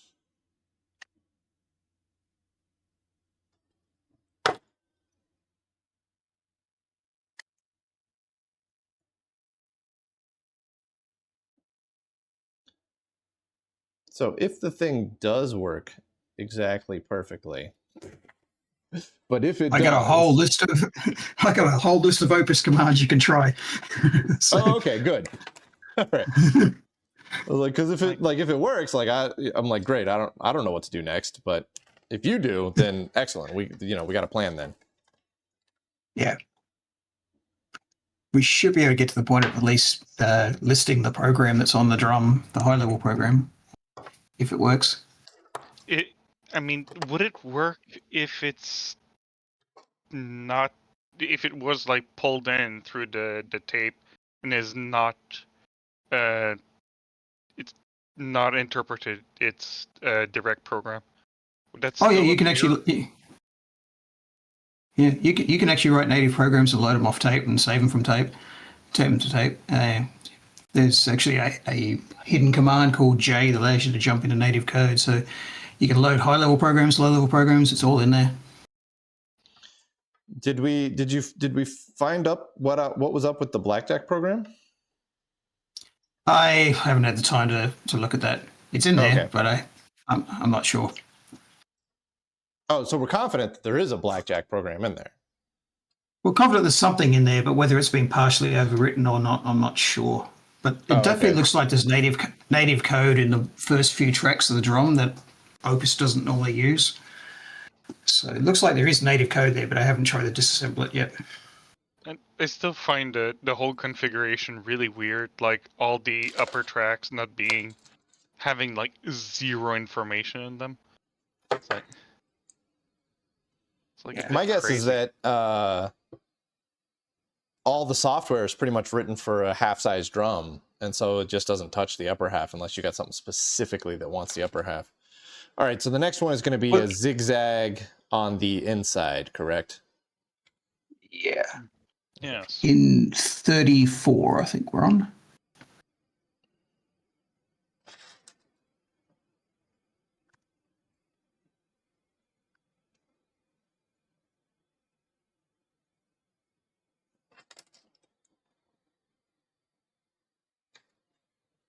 So if we do get all this working, probably the next big thing on the project is to see how we can scan all those tapes in.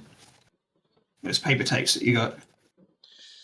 Yeah, that's been on my list of things to figure out how to do for a while. So I've got that'll be a fun thing to try and figure out on stream. I've got a Rimex paper tape reader out there that I got from Kevin, the same guy that I got the Litton from.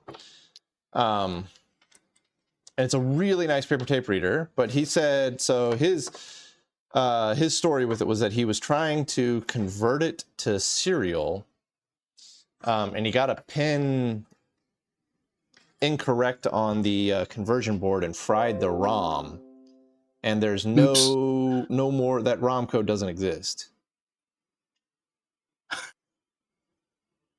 So I'm not sure how best to overcome that. I mean, we could gut the whole thing,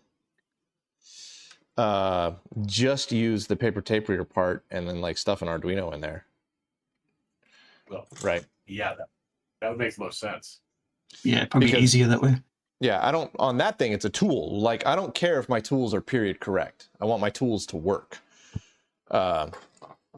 So that thing, we're going to use it as a tool. So I'm totally all right with not being period correct and, you know, using the correct period correct ROM and period correct all this stuff on it. So I think what we'll do is we'll, you know, dig into it, see what we're up against, and then make the decision whether we want to, you know, gut it. And I'm just going directly across from that one I soldered, right? Yes. Okay. The other thing I've been thinking of that other people can help with is whether we can write some new demo programs that you can load in at shows and stuff to show how the Litton works. Like I've written a couple of programs, but there's all kinds of other things people could write. So we can write some new programs because we can load them in essentially from virtual paper tape with the Arduino or with a real paper tape reader on the real thing or whatever. So this is actually kind of a fun conversation that I had with Lloyd and Bob and whatnot, right? And Ryan Burke, and like, how do you demonstrate a system like this, right? Because the G15 falls in pretty much the exact same category. How do you demonstrate the G15? And in my experience, even the Centurion, which is much closer to a modern system, most people it's still so separated from what would be considered familiar that most people are afraid to do anything with it. So any kind of interactive demonstration that I had, nobody would do anything with. Even Snake, like I had Snake running at the event, and I thought people would be all about like multiplayer co-op Snake, and nobody played it. And it was kind of sad. So it's like, what's a good, like at a show, what is a good demonstration program? Or even, you know, at a museum, right? Don't ask me, I keep using Mandelbrot for everything. That's what I ended up with, and I was like, Mandelbrot, man. Like, Mandelbrot or Game of Life. That's like, anything that's like a 0-player game is what you want. Well, you had the Nova set up with BASIC, and there were people not even touching that with BASIC, right? Yeah. All right, the next one is on the inside, correct? Yeah. Yes. Okay. And then the last one's going to be on the outside. Ooh, I got a big old solder blob going on there. You'd I have wonder if always it's have just it play global thermonuclear war. Yeah, there we go. Or tic-tac-toe. Or tic-tac. So that's what Bob always defaults to for his stuff. He always defaults to tic-tac-toe because everybody knows tic-tac-toe. But even then, like that's gonna burn a little bit. Yeah. So But you're like right. chicken People are apparently. sort of afraid. They're afraid they're going to break it or something. Yeah, that was it too. Like with the Centurion, people were like, "Oh, I don't want to hurt it." And I'm like, "Man, you like literally like I threw it in the back of a truck and drove 2 hours to get here. Like you're not gonna hurt it." Like, but you know, I get it. You don't want to break somebody else's system, particularly when it's at a show. But like that's and also there's a lot of people at shows who don't want you touching their system, which doesn't make any sense to me because that's not the type of person I am. But I get it, I guess. So it comes down to like what is like whatever you demonstrate has to be like multifaceted, right? You have to have something that's like 0 player, Game of Life, Mandelbrot, and you need to be able to rapidly switch context to something that is interactive. I think games or something that if you have somebody who shows up that's keen and is like, I want to get hands-on with this machine, then you can be like, all right, Control C, let's go, load this up. You're now in control. Have fun, bro. Yeah. It's like something to represent what the Litton does. It's like hardcore accounting. Yeah, well, great. that's like, I do that for jobs, so that's not great. Yeah, that's why like the blackjack program is kind of promising, right? Because that's like a period correct piece of software that somebody could get hands on with. All right, so this last one goes on the outside and it slots right in between the other pin that we soldered and one of the interrupt pins, correct? Correct. Okay. Yeah, one of the input pins. Yeah, one of the input pins and or the yeah, I don't know. What are we doing input or output right now? I don't know what we're doing right now. Right. Litton out, Arduino in. Sure. I'll take your word for it. I'm completely lost. It's the inhibit pin. We're not putting it to an interrupt because it shouldn't be changing states. Yeah. So inhibit basically says that the system is still warming up, so the peripherals should not do anything. They should just reset themselves. So, but then after it's warmed up, it's useless. Inhibit pin is essentially cabled to your ready light. Oh, so it's literally just it's literally used literally once and then never again. So that's what changed when you halted it. Oh, maybe. That's quite possible. Yeah. I mean, the ready light stays on when you're running or halted. It doesn't really change. All right. It's just, is it hot? And is everything okay? It's like, if it lost AC, we would lose the inhibit pin would immediately shut off. I mean, turn on? Good question. You know, the software discussion about demonstrating systems got me to thinking about arcade games and attract mode. So maybe if Snake had an attract mode where it plays itself until somebody hits a key to play it. Yeah, I mean that's possible too, right? Like, because arcade games always had the game playing until you walked up, right, and hit a button, and then it would go back to the main menu. Dropped in a quarter, yeah. Well, yeah, I'm thinking of like at modern arcades where everything's free to play. Right. I knew what you meant. I just, yeah. All right, so this is the ground wire.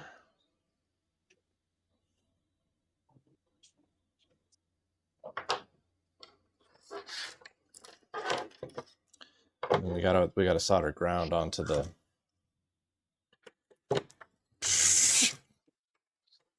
The question is, do you have the Arduino IDE installed?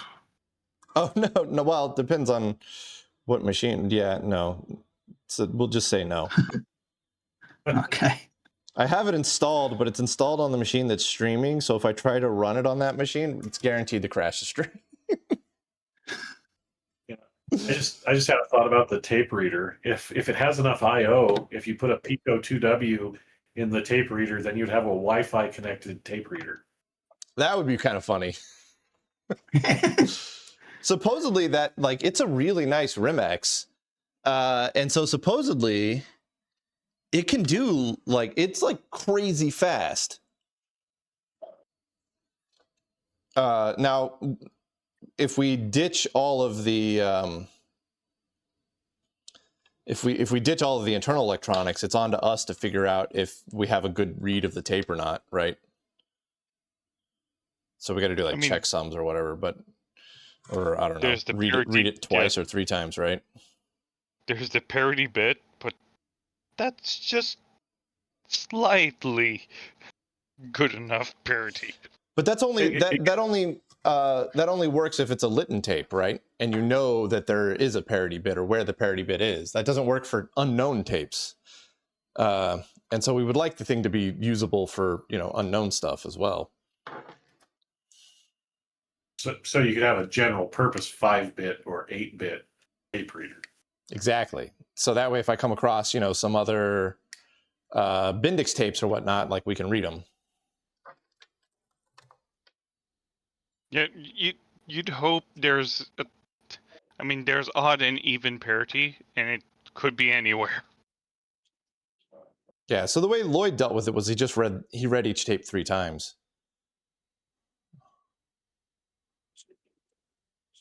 So Lloyd made a home-built paper tape reader, and he read a lot of the tapes from System Source and I think Living Computer Museum as well. He took his up to Living Computer Museum back when they were still alive. But yeah, he would just read tapes 3 times. Now, earlier you were talking about extreme accounting. There was one of the people with an AS400 that was talking about, as a demonstration, replicating Bernie Madoff's AS400 setup, where he had a shell, 2 shell companies concealing another shell company, and how somebody had found it and reported it, and that's what got him busted. And in the end, it turned out there wasn't quite enough publicly available information to do something that would withstand scrutiny. And so they also didn't understand enough of the accounting principles to actually do it. But something along those lines, or something like the one with where somebody was stealing time on a VAX and it threw their accounts off by a penny. What was that? The Blue Falcon or whatever it was. Something like that might qualify and make an interesting demonstration. You guys are making me crack open my last roll of this green wire here. Yeah, no, you just do a balanced ledger and you just do an off by 1 error. So you do the Superman thing. You do the rounding things. You round all the pennies down and send the excess to yourself or whatever it was. Like Office Space. Yeah, Office Space. Except they messed it up so bad that, like, they clearly were going to get caught. Yeah. Yeah. Milton and his red stapler. Best part of that movie. Yeah, that's Stephen Root, man. Stephen Root is one of the greatest actors of our generation. That dude is unbelievably good. Yeah, and you've got to think that was a movie, written by Mike Judge about his experience with such things. And, he's even in the movie. I didn't realize that. He's the manager at Tchotchkes that's telling Jennifer Aniston that she needs to wear more flair. If you listen, if you listen, he sounds just like the school teacher in Beavis and Butthead. That's hilarious. I didn't realize that was him at all. Yeah. I don't think he made a cameo in Idiocracy. The documentary? Yeah, the documentary, you mean? Yeah, the documentary Idiocracy. It's what plants crave. Did you hear about the story about Idiocracy and why they didn't market it? No, because I didn't hear about it until like years after. What happened was, if you notice, there's a lot of product placement in that, but they did very rude things to those products. Okay. Like Starbucks and Fuddruckers and even Costco a little bit. I'm not saying what the movie no. They're not on this stream. That would violate the no. You can say the Costco bit, which was "Welcome to Costco. I love you." I love you. Yeah, the Costco one's okay. But anyway, to finance the production of the movie, because the studio decided they didn't really like it because the studio was going through some changes, so they paid half of the budget to make the film by these product placements, and then he did that with them. And so to keep from being sued, the studio decided not to market it at all and release it in like the minimum number of theaters they could contractually. And for 1 week only. Oh, geez. That's all it ever got in the theatrical run. They were rough on it. But it made so much in home video sales, it more than paid the budget. Oh, yeah. It was a wildly popular movie once it was out of theaters. Yeah, it's one of those cult classic movies, you know. Yeah. If I remember right, there was one of the brands did find out what the content of the movie was and demanded to be immediately removed. And so they had to do a bunch of late edits to replace that one brand. It may have been a fast food restaurant that got replaced. Yeah, I want to say it was McDonald's, and that's why we got Hardee's. Yeah. If you've seen interviews with Terry Crews, he talks about how, what is the guy's name? Mountain Dew Camacho, the president. Yeah. How that's one of his favorite roles, and that was one of his earliest acting roles. Yeah, it was something Harrison Elizondo Mountain Dew Camacho. Yeah. I don't remember the whole thing, but he had like 8 different names. Brondo, it's what plants crave. Yeah, that's right. But it's got electrolytes. Yeah, it's such a beautifully done. You know, do you even know what electrolytes are? Like, what is an electrolyte? It's what plants crave.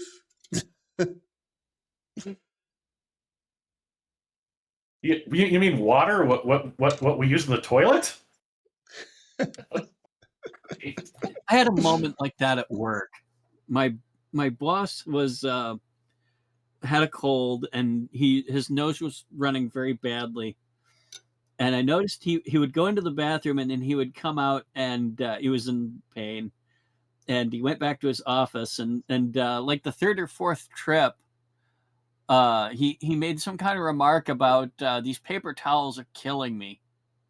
And I said, Gabe, are you wiping your nose with paper towels? He says, yes. I said, use toilet paper. And he says, like on your ass? And I said, yes, Gabe, toilet paper is made for use on skin. Paper towels are made for use on surfaces. And he just goes, oh. I made that one way too short, but whatever. The only thing is, if it's scented toilet paper, yeah, not enjoy it having that smell there for a little while. It's just a little odd. You don't pay for You didn't hear what you scented. said. Your volume was too low. Well, that's super unwieldy and not great. And my ground wire is too short. Fun trivia. They tried making toilet paper with lotion in it, like Puffs Plus tissues. Nobody liked it. Didn't work. Never made it Yeah, to no. market. It's the does it feel clean issue, you know? And it would not. Yeah, You I guys are remember all that. Yeah, I remember that. you guys are all barbarians if you don't use a bidet. Just get a just get a Toto toilet and be done with it.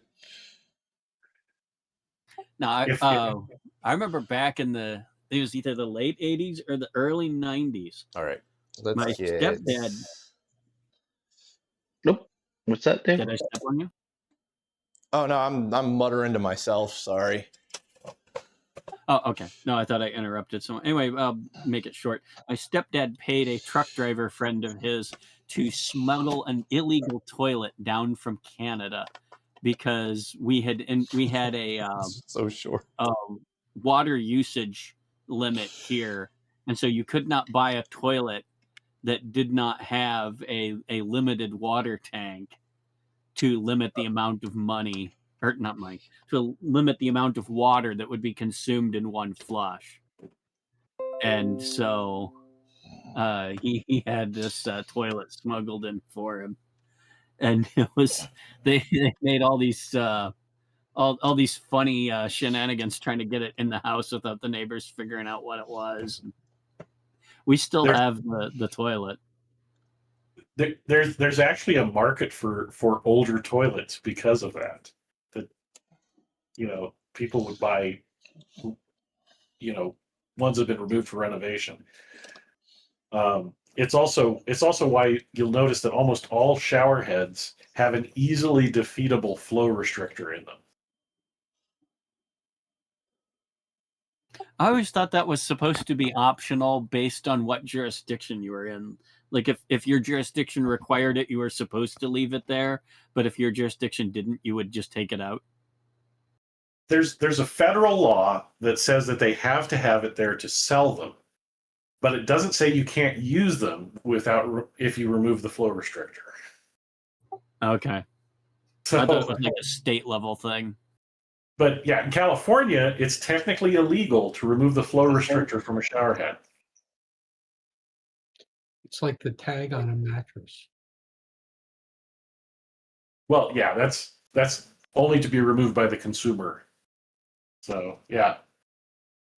All right. I've been ignoring Twitch chat because I've been soldering, but I got Twitch chat pulled up now, so I apologize, Twitch chat, but I am now paying somewhat of attention.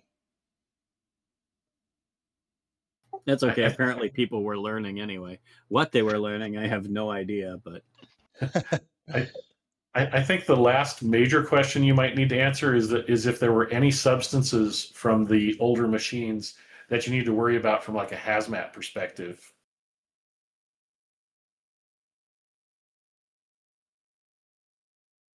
I don't know about Isagi's specific machines, but the thing I can name off the top of my head is machines that had mercury delay line memory. I bet that would make the local hazmat authority have kittens.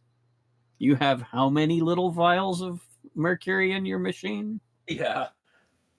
Can I not just do a sudo apt get Arduino? I got to get the app image.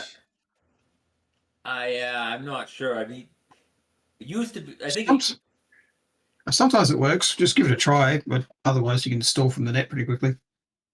Yeah, well, I'm downloading it now, so. But it, like even on here, it says I have to allow executing file as a program, and then I run it directly as the app image, so it doesn't actually install. Just a weird choice.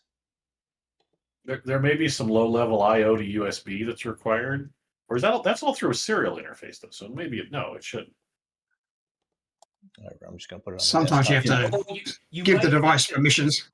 Yeah, you might have to have your user account in. You might have to add your user account to the correct group for accessing serial ports.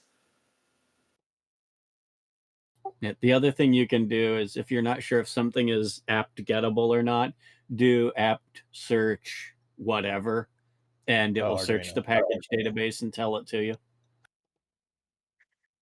All right, there we go. I got a sketch open, so that's mostly a success, I believe. Oh, they have a browser version now.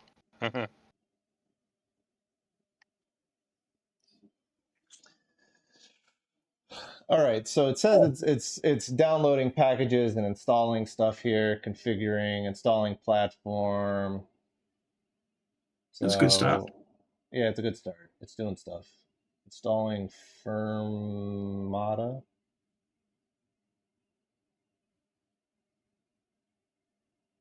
All right, so while that goes, where's your code at? I put a copy in the chat just after the diagram that you were looking at earlier. Just go up. Well, you got about a 10-second delay here, so there it is. I got it. Okay. All right, let's again. I'm just gonna cut you, put you on the desktop.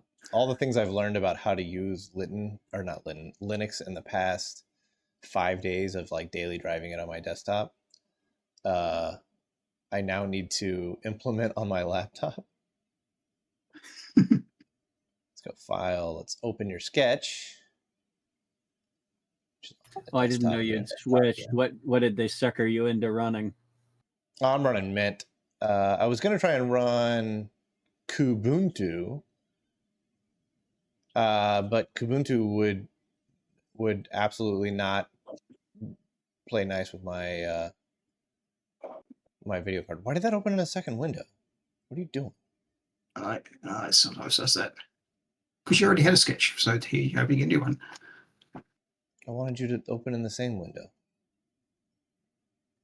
All right. Does it even see my board here? Oh, it does. It should be. All right. Let's just upload. Okay. Let's just go for it. See what happens. Let's see here. AVR dude can't open device. Permission denied. Yeah, that's what I expected. Yeah. So now don't you have to put a UDEV rule in? Yeah, I think so. I don't know how to do that. I mean, you can just, if it's like Debian, you can add yourself to a group. Which one is it again? Oh, that's I think. Changed now. That's all changed now. Now there's, in fact, there's a whole big fight going on about it earlier this morning. Really? Yeah, you can't add yourself to a group. There's a systemd thing you have to do. Go. Sudo user mod -a-g dial out user. I can do that. Let's try that. Thank you, Charles. Well, then, yeah, now that I think about it, though, you're probably not on current on your laptop. So just doing the group thing will probably work on the laptop. User mod -a-g. Oh, wait, there should be a post install script. It wasn't an apt package. Is when you write $user, does that mean I need to do the $sign and then my username, or is that just the way you write user? $user is a variable for the current username. So yeah. you can either type that or Usagi or whatever your username is. I would just type your username, no $. Okay. $sign before something means it's a shell variable. Okay. Let's see if that changed it. All right. Let's try uploading again. Upload. Can't open device. Dev TTY ACM 0. So that did not fix it. Does the no? I guess the device file probably does. We'll see if the device file exists. It might be like UDEV being stupid and like renumbering it. If you have a different ACM, it might be ACM 1, ACM 2. Yeah, ls dev ACM star and see what like. Someone on the chat just said you might have to. TTY ACM, yeah. Oh, I'll need to log off and log back on again. That's right. Oh yeah. All right, that's fine. All right. No, it'd be TTY ACM actually. ACM in all caps. Yeah, you would have to log in and back, and you'd have to log in and out to make the group take effect. Yeah, I forgot about that.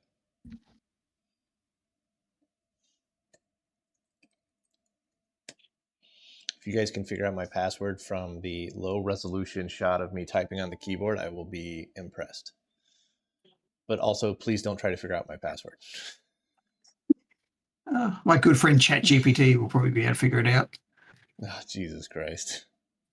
I was about to say there are bots that scrape VODs looking for passwords and shit.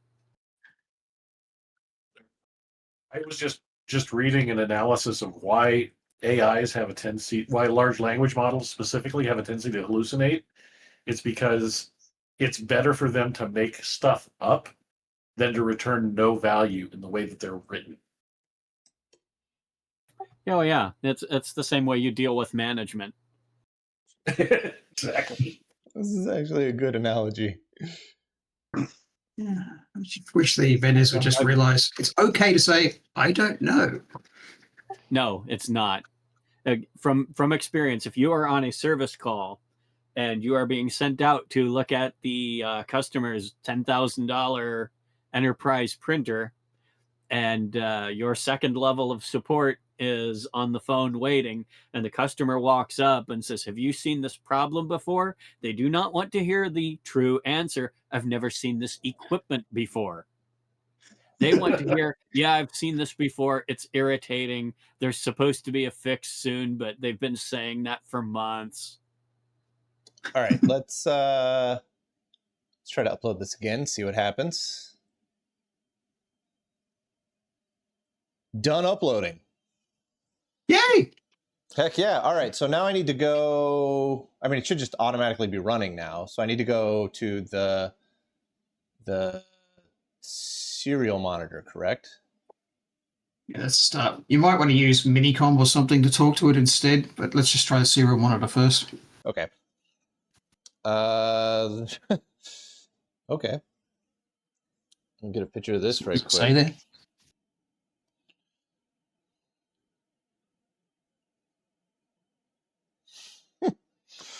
All right. Well, knock on wood. Hopefully the Arduino doesn't go up in smoke, but Litton is coming online now. Right? We didn't miss anything that we know of, right? Looks okay. All right. The Arduino didn't catch fire. That's a good The start. laptop didn't catch fire, which is good too. Streamer we got still online. Some weird outputs out of the serial monitor. The serial monitor is tiny. Oh my gosh, I wish I could zoom in on it. I think there's a setting for font size. Oh, and CU is specifically supposed to be one of the things that's deprecated going forward. All right, so yeah, we definitely should go through like Minicom so I can make it big. How do I know what? So dev TTY ACM 0 is what it looks like. Yeah, if you have a look under the tools and the port number under the tools directory, that should tell you which port it's on. I don't know what that means. Oh, you already quit out. Sorry. Oh, you mean the tools of that thing? Okay, I got you. Well, it said it was. So if I it do was like just you could have seen in it. TTY ACM 0 is listed in here, right? So I should be able to just go like sudo minicom because I haven't added myself to that. How do I tell minicom to like start with the setup? -S. Yeah, there we go. Serial port setup. We want to go A, so TTY ACM 0. And I'm pretty sure that it's at 9600 8N1. No. 115200. Be sure? That's what I put in the sketch. Oh, all right. What was it? 115200? Yeah, for the board rate. 8N1? Yep. Okay. That should be good. How do I go backwards from this setup menu? Q? Escape? Yeah, escape. Hit enter. All right. I forget myself. Go save setup as lit. Let's exit from you, which should put us here. So I'm getting not ready. I don't know what that means. Oh, that means the inhibit. So is the ready light on the Litton or not? Yeah, ready light's on, but we're halted. Just flip Oh, just. it might be negative. Did you That also flip might have the- just been like sitting in the buffer, right? Okay. Do halt ready run. Okay. Halt, ready, run. Yeah, nothing. Bugger. What's like an input that I could hit? The Like, it's still N running, command so- should be. N? Yeah. The As in, N like, command no- is fairly innocuous. And N for number. November? Yeah, I'm not getting anything back. Okay, Nothing we're is gonna have to go a bit echoing. deeper on this. Nothing is sending.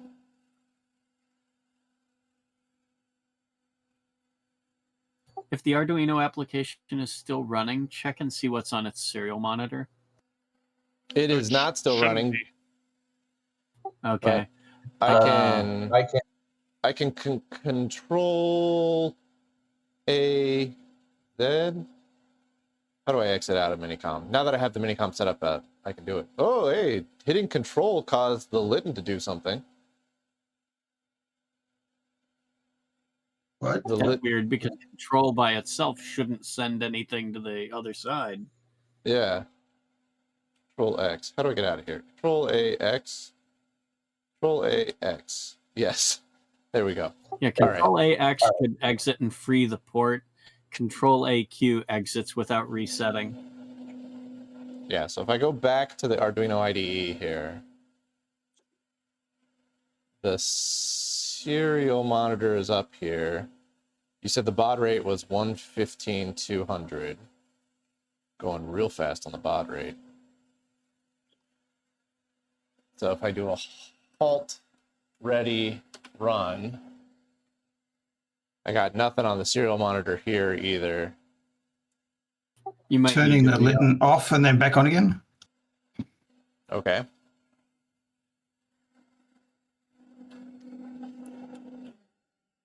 That said, device select off, device select 0x2C, device select 0xFF. Oh, no, device select 0xFF, device select 0x2C, device select 0xFF. Three of those rapid Okay, fire. I think we're gonna. Can you take a picture of that and dump it in the chat? I just want to take a quick look. Yeah. I'm going to switch back to Minicom because it's bigger font.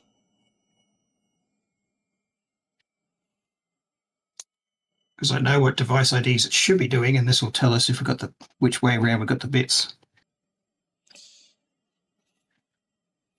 What I was worried about is that the Arduino IDE might be stopping the Arduino processor when you tell it to exit. It might not be leaving it and run. I don't think so. You can just hit reset on the Arduino for that. All right, let's get back into Minicom. Oh. How do I load a setup? Just type the name after, like, instead of -s, whatever you saved the setup as, type that name instead of where, and type that name where you have the -s. Okay. Take the dash out too. Yep, I gotcha. Right. And that should load whatever it is. Now that you're in the dial-up group, you probably don't need to use SUDO for Minicom. Oh, yeah, that might be true. Sudo? You want to start a holy war in the comments? Pseudo is perfectly reasonable name. The real holy war was the fact that I used sudo for an assembler. I got a million comments on that, and I swear up and down that it would not run without sudo. So I don't know, maybe I had something set up wrong. But people were very permissions when you installed it. People were very, very upset that I used sudo for an assembler. If the assembler was installed as root. I'm trying to control the brightness a little bit here so it doesn't blow out. There we go. Yeah, all right, so what am I doing next? So I'm seeing not ready on the screen. Just try the turn Litton off and on again, and just see if the device selects comes up here. Okay. Isn't the Litton already off? It was off. There we go. So we got device select 0xFF followed by device select 0x6D. So that's different than last time. And the Litton is running. It's just happily chugging. It's spinning up right now. I mean, the ready light's on, but it's still halted. Halt, ready, run. Yep. Alt, ready, run. We got a tab. Well, maybe. I don't know if that tab was there. We got another device select. We got a device select 0xFF.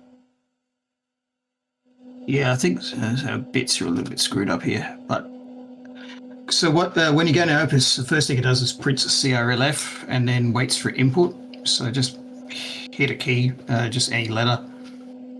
You can't harm the Litton. Oh yeah, even erasing the memory requires really awkward key presses. Yeah, it looks like it's on. Didn't do anything. We're going to have to do some lower level debugging. Does it have to What's be your time like there? cap lock, maybe? I did actually take care of that, so that won't matter. Oh, you did? But you I can, mean, I can see that they're sending. One thing we can try is just change to, because currently it's set to negative logic. We'll just change the sketch to positive logic and see if that makes any difference, but probably not. The fact that it says not ready, but never says ready is kind of weird. Okay. The other thing is throw in a command that just dumps the line states. Yeah. And that would make it easy to see what it's doing. So I can change the negative logic to positive logic real quick, I think. Yeah. Did you at the top of the sketch interpret the inhibit bus correctly? So you're I can just swap the L high and L low, right? Yeah, and also the rising to falling. Oh, L rising right now is set to falling, so I need to change it to rising. Yeah. Yeah. And I can upload that. Yeah, I think basically what's going on is none of the interrupt-based things are working at the moment. So yeah, I'm going to have to write some sketch that dumps the raw signals. I think it's basically working, but we're missing something. Yeah, I got not ready and then nothing else. Are you doing something with the inhibit bit, or are you just displaying it? I'm just displaying that. That's probably the only one that's displayed in the foreground without interrupts, so it's the simplest one. But the device, with the device select it won't actually know that it's selected a device unless the interrupt goes off, so it must be seeing something there. Unless it's seeing the output common instead of device select. We might need the oscilloscope in some time, because we might be in signal integrity territory. Well, let's get a dump of let's just dump out the state of something over and over again and just make sure that at least communication is happening between the two. Just figure out how to actually do that here. I'll have to go quiet for a few minutes to figure that out. Yeah, I'm going to look through it as well, see if I see something that seems obvious. If we just turn off interrupts, then we'll be able to just poll the inputs.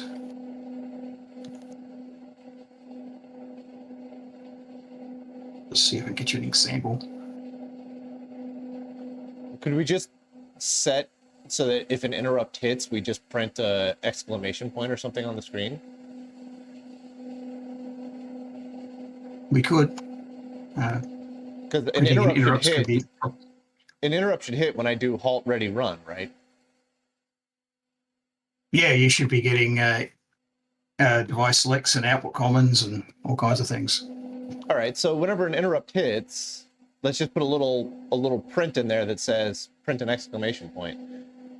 Down the bottom. Down at the bottom. Is there a way to ignore the one from status bit? I don't even care that much about that, about ignoring it. I just want to make sure that like we're interpreting interrupts. That'll tell us that our level shifters are doing their job. Yeah, so in the function ISR device set common, yeah, then you can do serial.print and an exclamation point, see if that works. It can be risky to print from interrupts, but we'll take our chances. Yeah. All right, let's just upload that.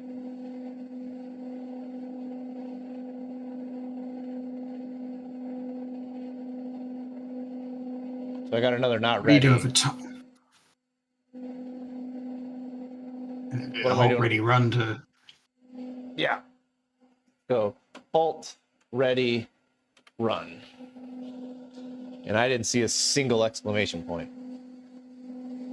And no device select common this time. No device select this time either. Well, we had to turn off and turn back on again to get that, I think. To get the device selects, yeah. Yeah, because this is the device select ISR. How are we doing for time? Must be getting pretty late there. We're just after midnight. We got a little while.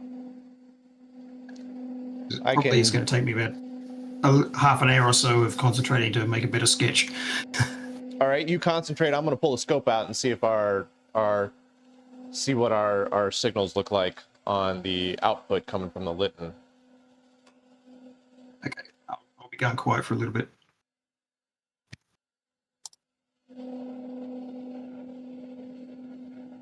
And get the scope out here.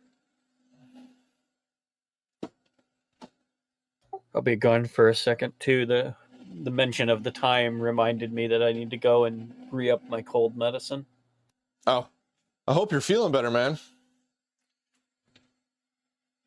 I honestly don't know.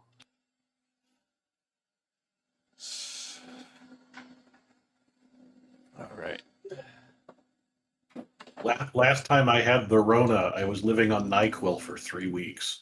Yeah, that seems to be how it works. I lucked out. Like, my whole family got the Rona like 2 months ago or something like that. Everybody got it. Mickey got it. Both my parents got it. And I somehow managed to dodge it. The first time I had it, it was like a bad cold, and it only lasted a few days.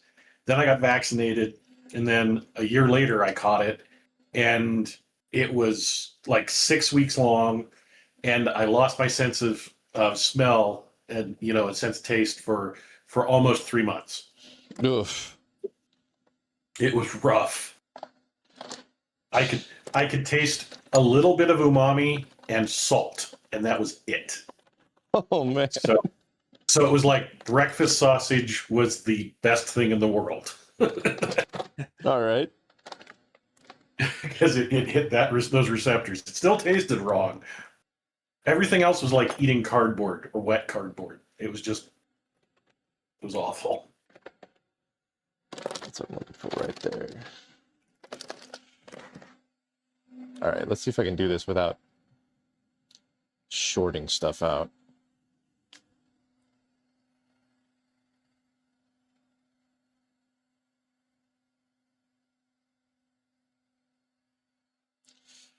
Battery power. All right.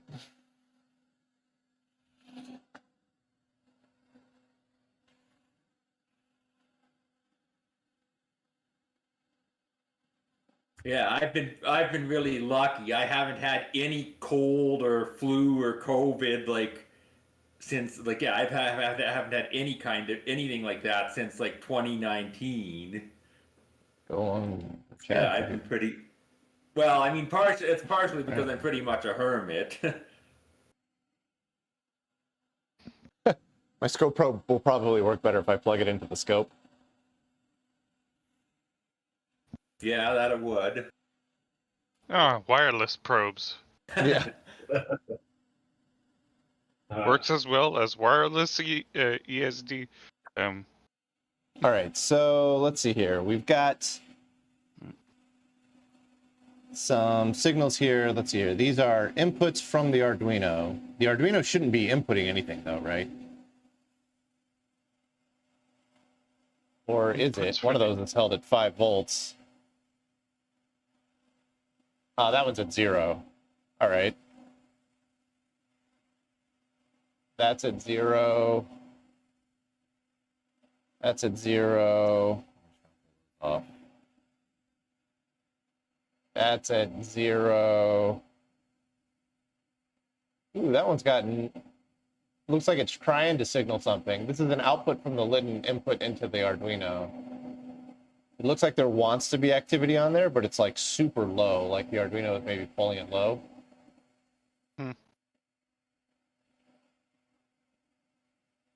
Which raises the question of, yeah, that's like a, let me get my trigger down there.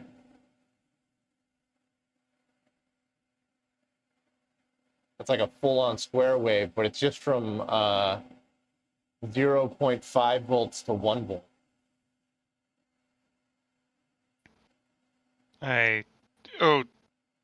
If we probe from the other side of the transistor.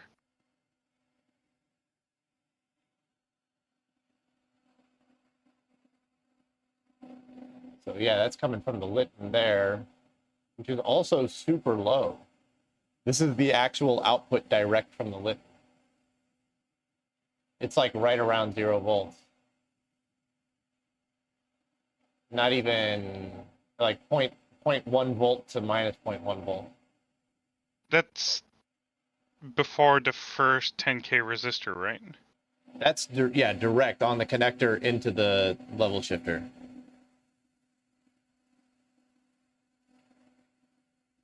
Huh?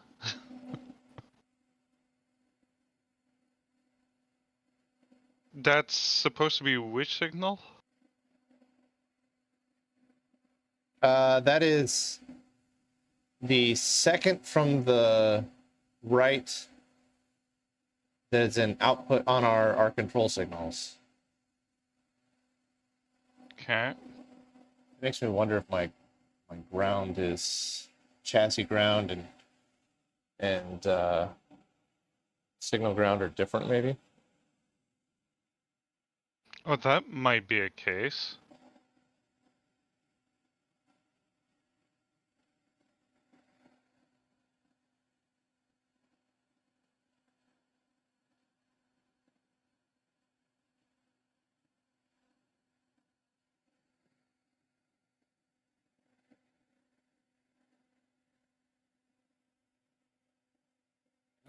Oh, yeah, that's different. Certainly. Oh, because the Litton is going to be negative logic, right? Yeah. Yeah, there we go. All right, that's a good 0 to negative 12 coming out of the Litton. So chassis ground and signal ground are apparently different. So now let's check the output from the Litton or into the Arduino, which is not signaling correctly. That's just going 0 to 1 volts. Okay. So. And now the mean part.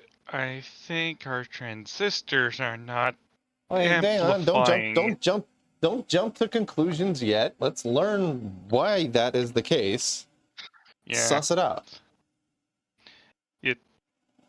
There should be one level of attenuation between the Litton and the transistor base. I find a better place to flip on the ground.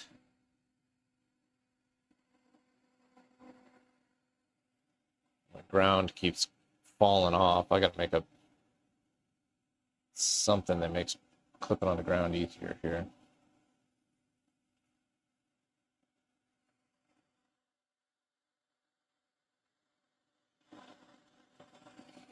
All right.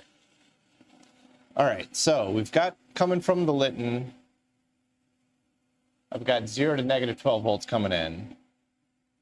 That goes into this resistor, which then goes to the base. Now the base is at like some ridiculous level here. The base is right around 5 volts, going from slightly above 5 volts to slightly below 5 volts. Yeah, that's to be expected, but we would be... Like, we may not be pulling low enough on the base to actually kick the transistor off. Here we would be trying to kick the transistor on. Well, you get what I'm trying to say, right? Like in a way. Yeah. Like the point that I'm trying to make is like what are the voltage levels that we should be seeing on the base?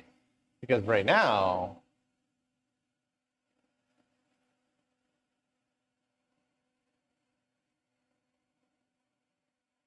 would it help if someone visiting soon could help you with a second pair of eyes?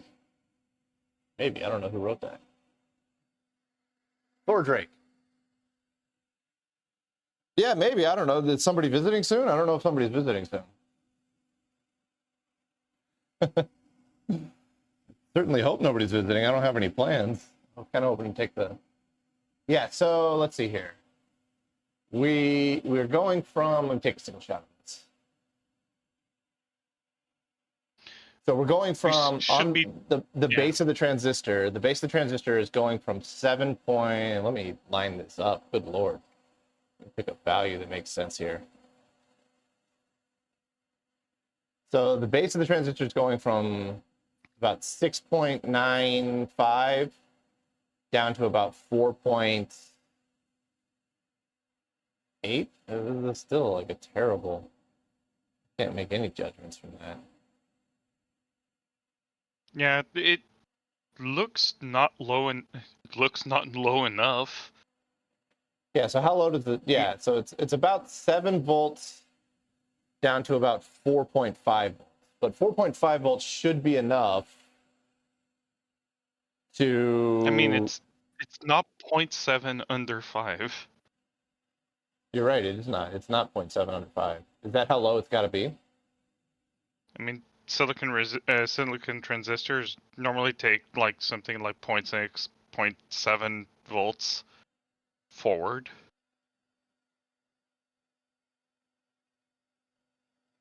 Sounds like something is floating. Yes, we're moving the signal weirdly.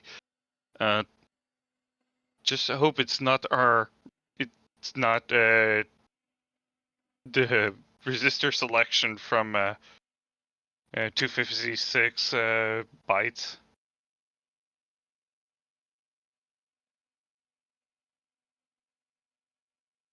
Is he here right now? No, Right, doesn't seem so. I mean, our resistor selection could very well be off.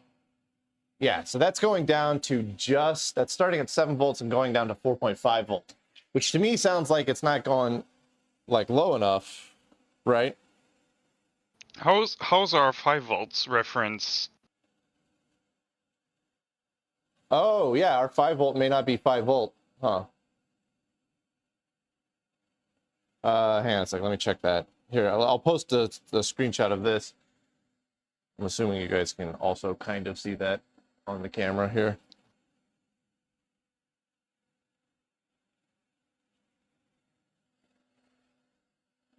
All right, let's see here. Let's go run. Let's check our 5 volt voltage level here. I don't know where the heck it is. It doesn't, sure as heck doesn't look like 5 volts to me. Oh, there it is. Bang on, perfect 5 volts.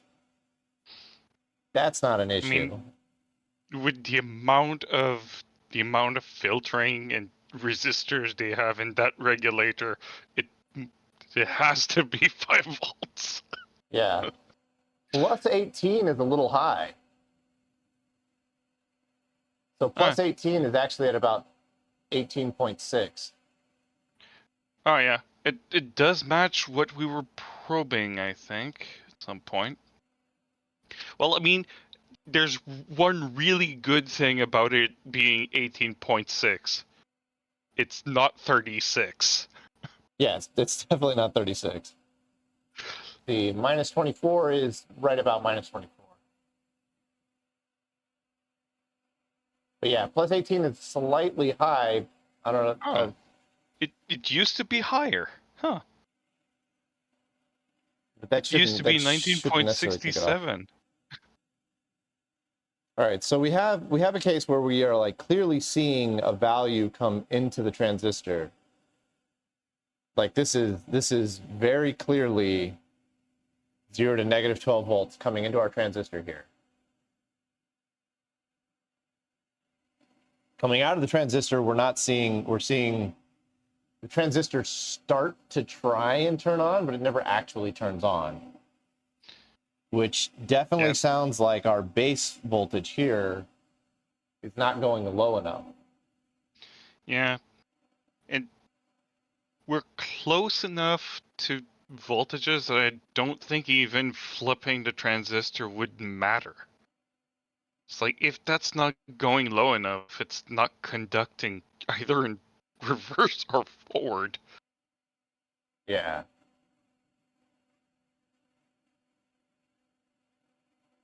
So what are our options here? I can put another resistor in parallel with the base resistor. And that would make the voltage level a little lower. Yeah, that might be the easiest thing. Might need something fairly high. Yeah, put like 100K or something in parallel with it to drop the 10K down to like 9K or something, right? Would be in the right order of magnitude. I mean, can we sim that right quick? Do you have the simulation of this thing pulled up? The spice? Oh yeah, I did have a full spice of this.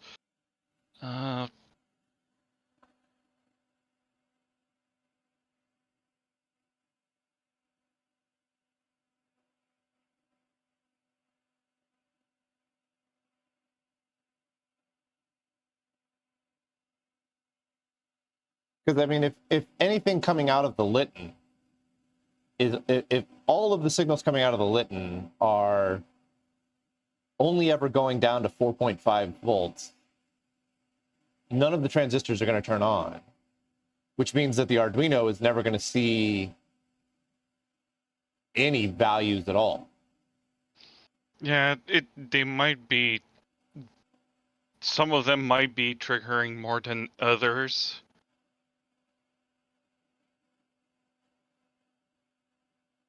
I also have to think that probing it is not in the order of magnitude that it's affecting it. I know my probes are in 10x mode as well, so. Yeah.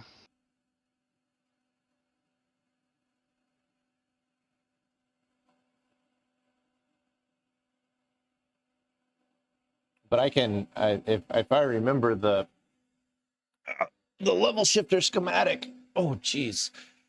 Oh, man. So if I remember our level shifter schematic, we're essentially building a voltage divider right on the start there, right? Yeah, a voltage divider. It's like, it's a voltage divider, but there's two voltages. It's like, I'm not a huge fan of that technique, So because I don't know how to. Yeah, we've got the 10K coming in from the Litton, and then we have a 10K to plus 18 and a 4.7K to plus 5. So if we drop the value of the 10K, that'll shift the whole base value lower. If we drop it too much, the transistor will be on all the time. So there's like a fine balance that we're going to have to strike here. I mean, it's many. You see it all the way up to like what +7. You have at least 2 volts there. Yeah, we got a little bit. So what is? Oh man, I'm so bad at parallel resistance calculations.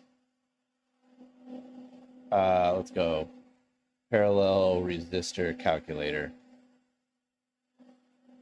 So I'm just going to go off of like a gut feeling here. So if I do a 10K and 100K, the equivalent resistance is 9K. So I'm just going to parallel 100K on the 10K resistor of this one signal. So I'm just going to pop the board out, parallel 100K on that. We'll pop it back in and then check it with the scope and see what changes. And if that suddenly that signal is starting to come through, then we'll go through and change that on all the other inputs. Yeah, let's debug one. Yeah, Thor Drake, the oscilloscope definitely has well more than 2,000 times the processing of the Litton.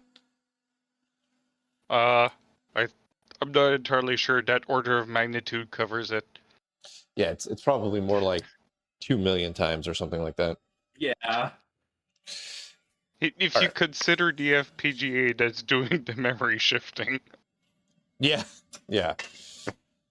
All right, so I think we may just like be slightly out of the spec of that transistor right now. So we're just gonna slap 100K on there, recheck it. I got a bunch of 100Ks, so I hope that's the value that we need. All right, I'm warming the soldering iron back up. Yeah, in the simulation, it was going 6.93 volts to 4.25. What are those? Those are Phillips. It was going to what? 4.25? Yeah, it might have been way too close for the precision of our voltage inputs. Yeah. So we were, it's a little off. No big deal. Like, I mean, with an ideal 5 volts, an ideal resistor, an ideal +8. Oh, too many ideals.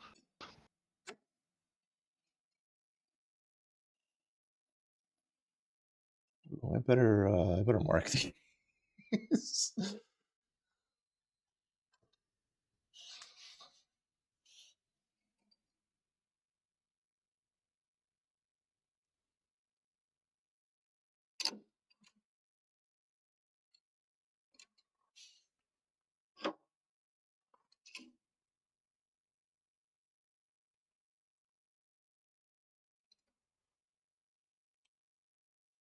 All right.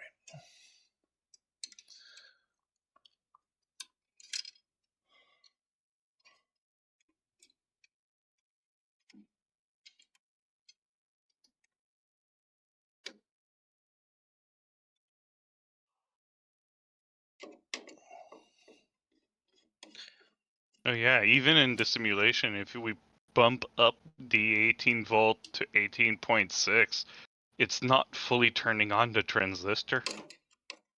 So okay, I bet you that's what it is. I bet you our 18 volt rail is just slightly too high, which is causing the transistor to not turn on all the way. So if we drop, if you take the simulation, leave it at 18.6, but drop it down, drop the input resistor down to 9K, what does it do? Well, I'll try adding a 100K in parallel. Yeah, you can do that.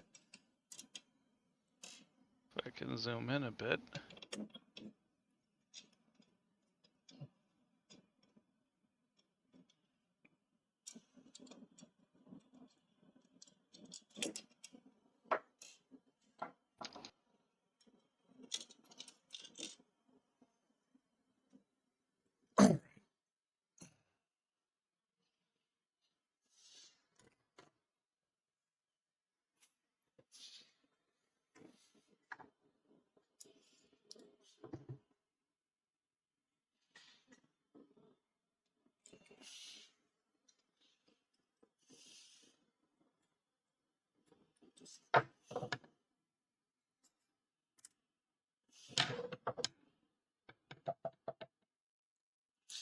Tell me if my gut feeling is on point here or not. Adding 100k seems to work.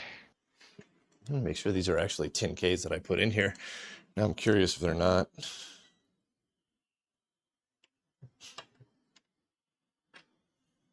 Can you just replace a few of them first to see if it works, or are you going to replace all of them? I'm just going to replace one. I'm not even going to replace it. I'm just going to parallel one, and then we're going to put it back together and test that single bit, because we know that that one is twiddling. So that's going to be our test bed. And then if that brings it back to life, then we'll figure out how to do, then we'll sit down and do the rest.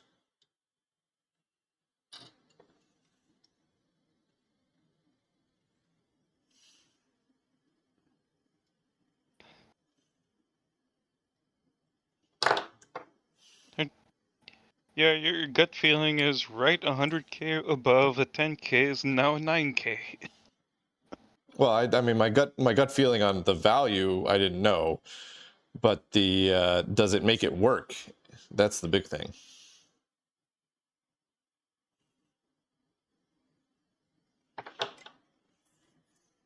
Yeah, well, the voltages weren't going low enough. The problem is Did you not if sim it with? If it was going lower than 4.27 or 4.24, we wouldn't see it. Yeah. Well, what does the simulation say? Well, the problem is once you get too low, the transistor is going to feed back some of its electricity and keep it up, because it's going to keep it exactly at 0.6, 0.7 of the 5-volt rail. So Yeah, but I mean, if you go, yeah. When you simmed it with the 100K in parallel, did the transistor fully turn on? Yes. Okay. Up to 4.92 volts.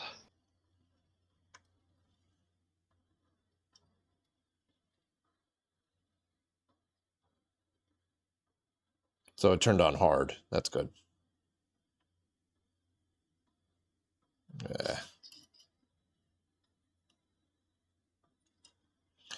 Poor Reese is going to be looking for a bug in the code that doesn't exist.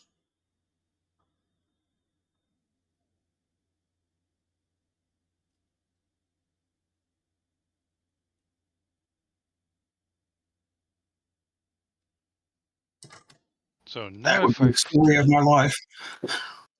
it's always the same thing. When you search in software, it's always hardware. Yep. It's always the other one. Yeah. Now, So no you check the guarantees other that one first.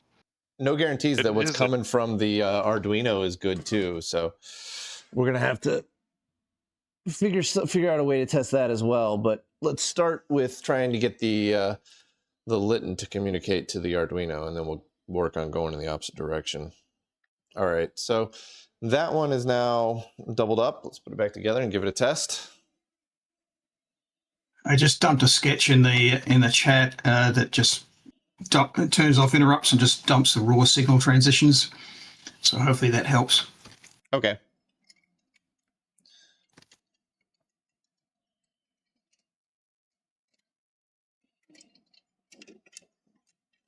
So yeah, if we're seeing 4.3 volts on the base, and we're still seeing 1 volt on the output, yeah, then we know we got a bigger problem. Then we have the problem that the transistor is backwards. But we'll see it. The simulation gives me just 1 volt output. Oh, if you put the transistor in backwards? Yep. Oh. It goes from 8 nanovolts to 963 millivolts. I need a pair of hemostats. Oh yeah, those would be useful.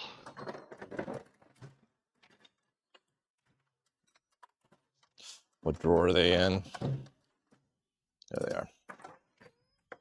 Maybe it's gremlins. No, I'm pretty confident that we're on the right path here. it's clear it's the voltage levels. I mean, yeah, the scope doesn't lie. The scope was clearly showing us that the transistor was not turning on. The signal wasn't getting there. Yeah.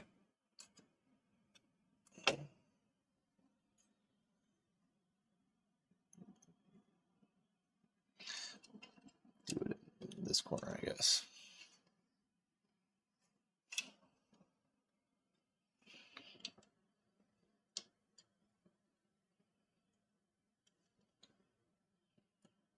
Yeah, us hardware guys, we tell the software guys to go search for a bug, so it gives us time to find the actual problem in hardware. And the software guys go to the bathroom so they can have peace and quiet and think about it. Yeah, the software guys are go, I know it's a hardware problem, but whatever. It don't matter if it's hardware or software. We're still going to be told to fix it in software. That's right. Yeah. God, I wouldn't Unfortunately, yes. Unfortunately, I don't know how I would. This one you can't fix in software. This one's got to be fixed in hardware. Like, use the analog inputs. What? As a famous hardware engineer once said, answer that. It might be the phone. I don't, that one went over my head. That's a quote from Tony Walks, who did a bunch of PDP-10 work, but it's quoted at the beginning of the famous hardware/software engineering horror story, Tony and RH20 Land. All right, let's go. I need to hook you onto the base of this guy right here.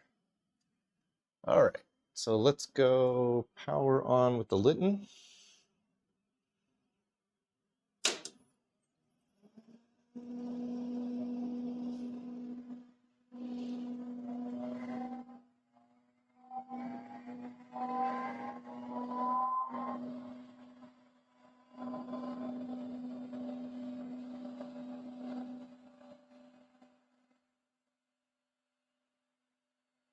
All right, let's go. Halt, ready, run. So we do have an input coming into this thing. My scale is all sorts of broken. That's going down to about much lower. So let's check our output now.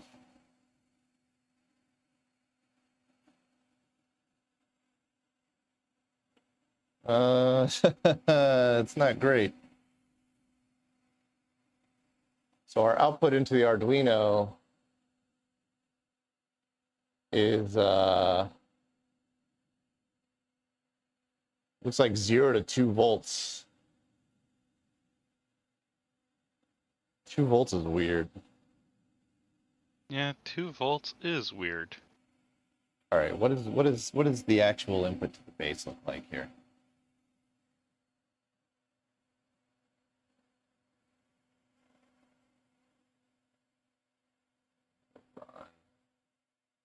Let me bring you down a bit.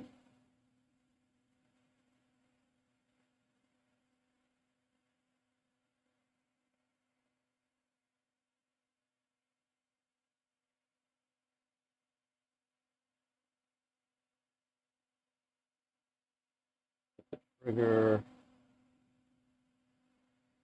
Still may not be, well, I don't know. So that looks like just slightly under 7 volts to slightly under 4.5 volts. Now, I don't know if that's like the transistor is turning on, so it's holding it at that level.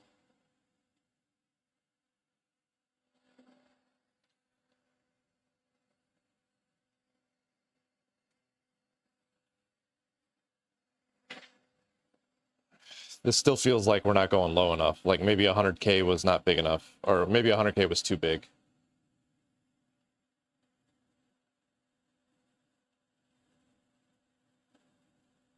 Yeah, they would wager on the too big.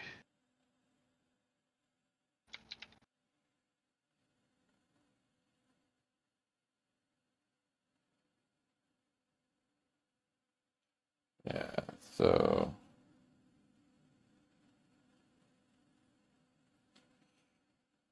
yeah, that's a terrible photograph. Try that again.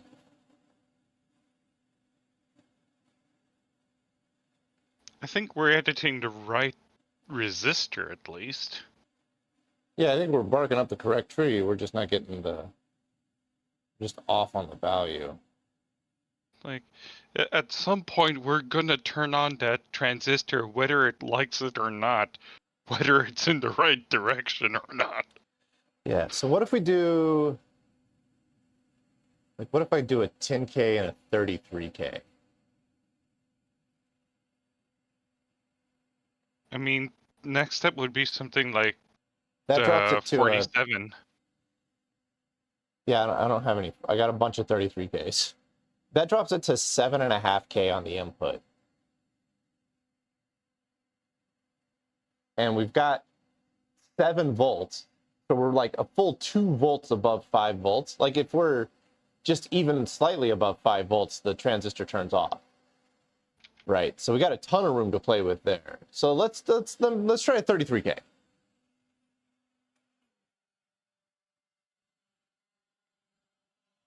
I think a 33K is going to get us headed in the correct direction.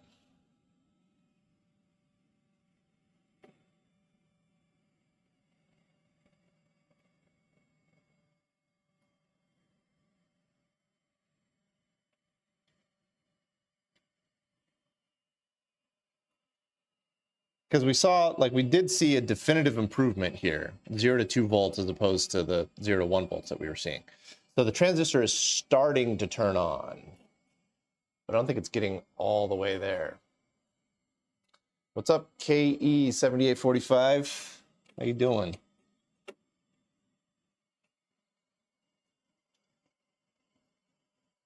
And I can swap that 100K for a 33K real easy.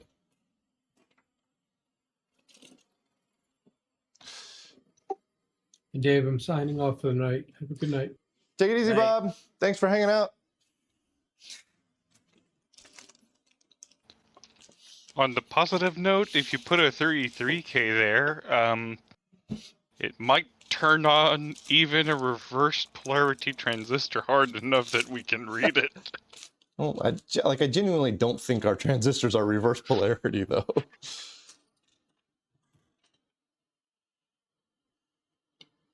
Because I'm seeing like over 2 volts on the simulation now. Yeah, 256 by RAM would be having a full-on panic attack if you saw what we were doing. I mean, the transistor works backwards, it's just less efficient.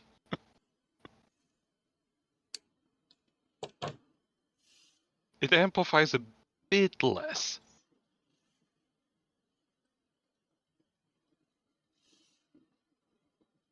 2.2 is enough to be recognized as high, right? I mean, we're pretty close. The Arduino almost could recognize that as a proper high level.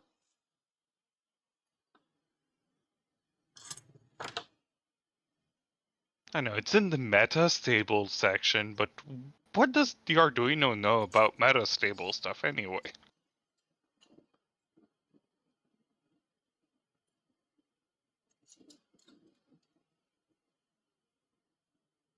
All right.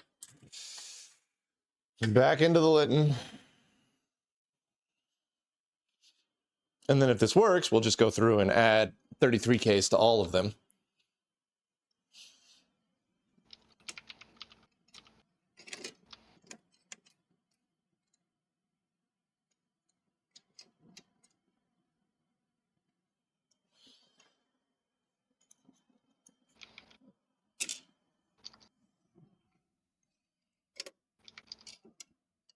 Great. And that's all of them. That's like 13 that we would have to add to it. That's a lot. Yeah, the Twitch chat was weird because it cut the start of the name of Spike 7845. Oh, it didn't cut it. I've just got my windows messed up incorrectly. Oh yeah, it's overlapping. Yeah. Yeah, there we go. Did I call him KE7845 or something? Yep. But Yep. you got the significant digits. There we go. Yeah. It was close enough. Close enough for government work.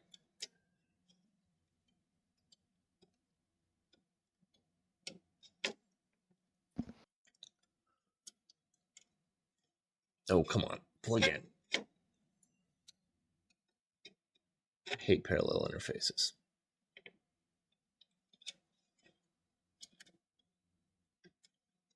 It's just so many wires in such a tiny spot.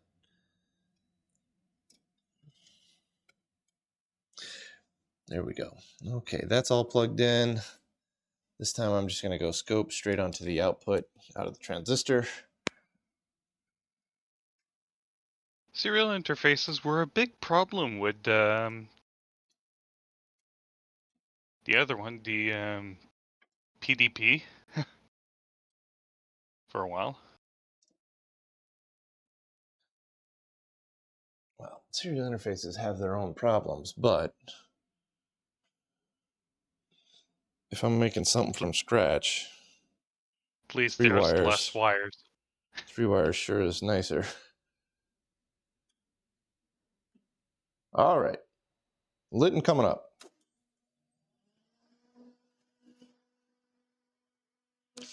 Yeah, sorry, Spike 7845. I still got it wrong. Spike 7845. Yeah, I got my windows lined up a little better now.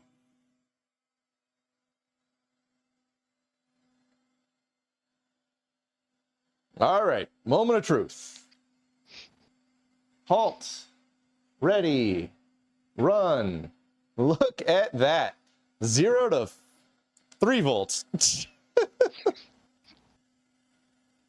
That's almost there. I thought it was 5 volts at first, but it is not.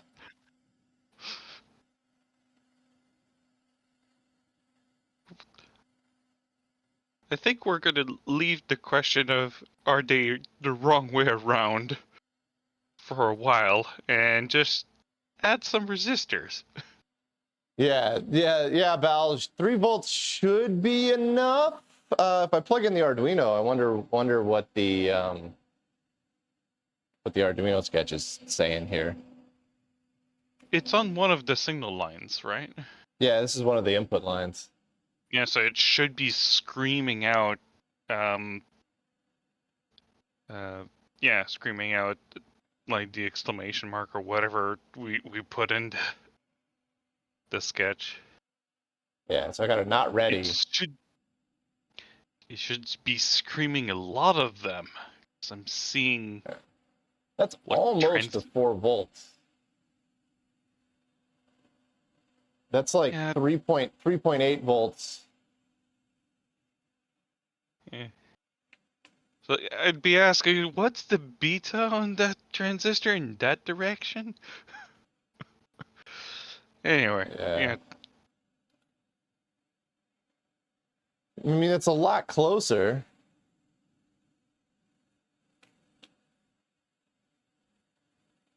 What's the We'll post it. We'll post the output.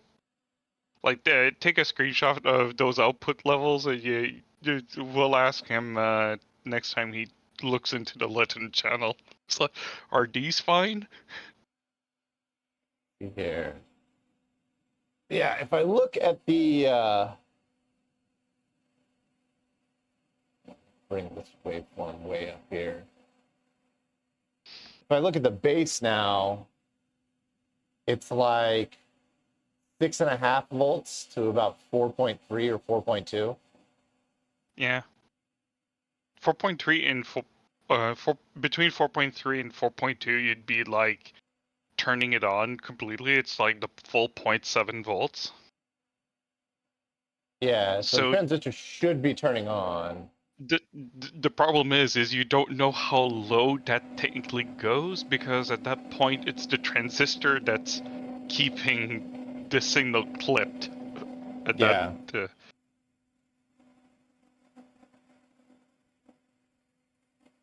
So the next question is our 1K ohm pull down to ground too tough?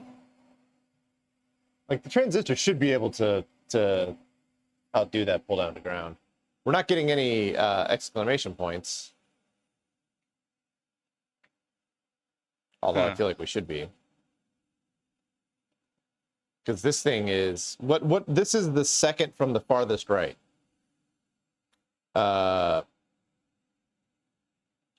So it would be this as far as the IO signals go, it would be the second lowest one.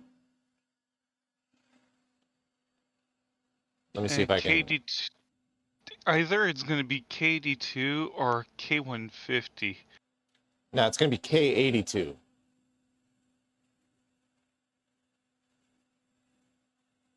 Yeah, so whatever K82 is.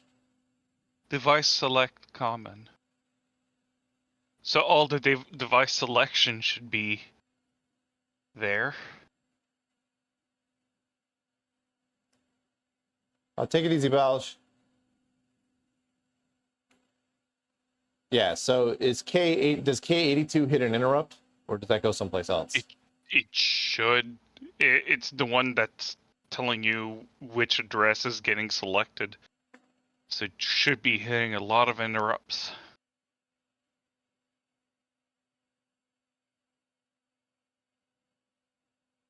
Slightly strange. 3 volts is plenty. I mean, it's... Yeah, so at this point, like, I mean, I'm seeing the input into the Arduino. If we look at that, I mean, it's a little, I would have loved to have seen like a hard 5 volts. Come on. Are we seeing slightly above 3?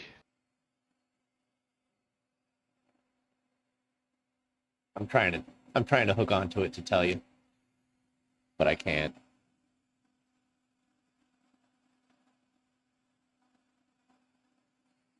I can do it here, I think. You're going to be way back there.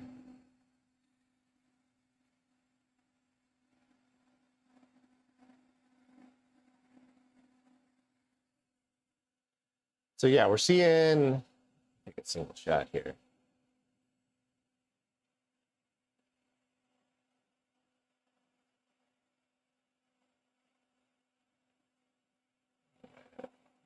.5 volts per division, yeah.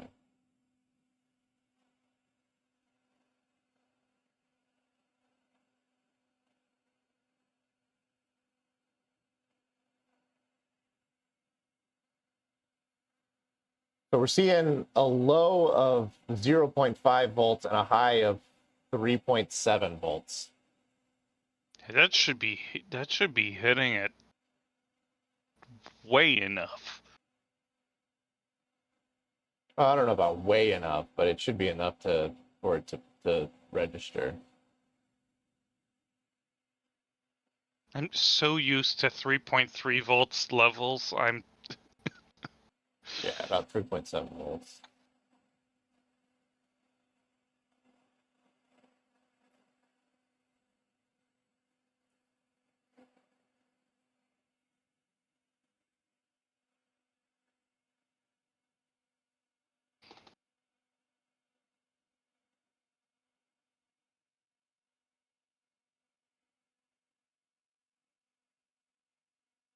Yeah, why do we even put transistors? We should have just plugged it straight into the Arduino.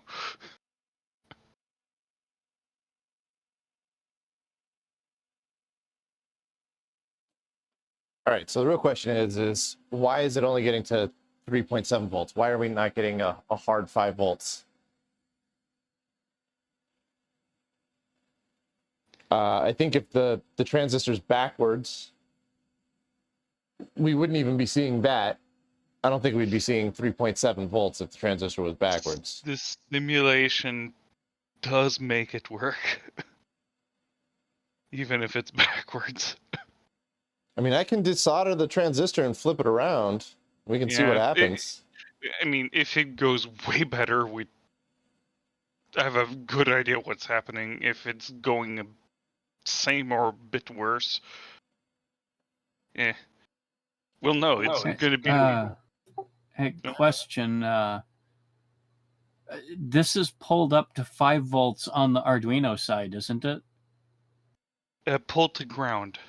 Oh, okay. Pulled the other direction. All right. All right. Well, if only to get Roy to shut up about the transistors being backwards, I'll flip it around. Yeah, why not? Because I'm pretty sure we loaded the datasheet for the inverted kind of transistor for that one. You've said it like 18 times at this point, so we might as well just appease you.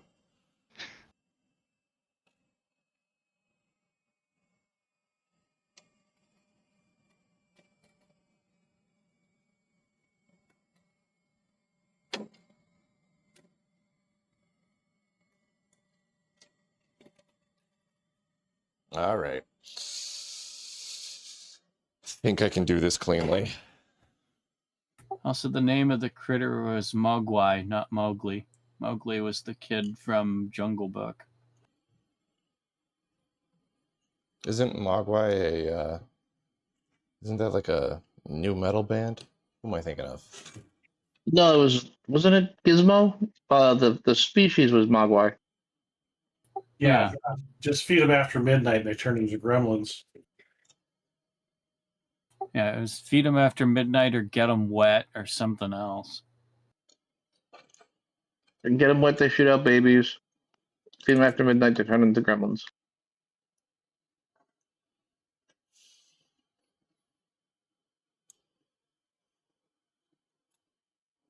All right. It sure is going to look funny with one resistor turned around backwards. Or one transistor turned around backwards, I mean. If this is it, I'm going to be moderately angry.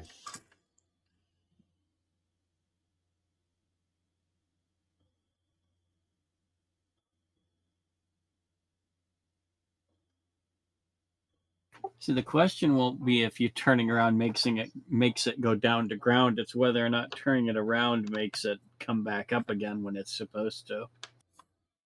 Yeah, I'm expecting by turning it around for it to just not twiddle at all. That's kind of what I'm expecting to see. But that was a rapid change that we could make.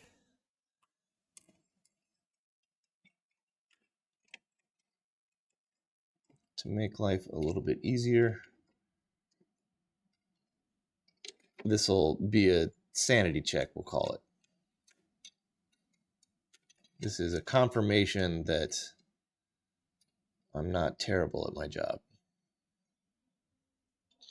Or confirmation that I am terrible at my job. One of the two. Confirmation either way.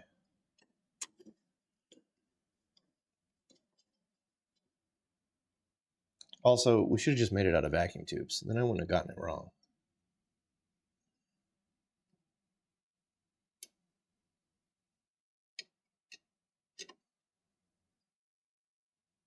Because then it would take up a lot more space. It'd be a little hotter too. Yeah. I mean, there's a fan in the Litton. It's fine. So using 1950s tech to interface a 1970 computer with a 2010 computer. Yeah. Much like Back to the Future. I mean, it's right, the yeah. right type of transition. It's like if you want to make everything more towards the same number, like it averages out to the right age. We've seen Usagi's tube 5-55 timer. Yeah. So don't threaten me with a good time.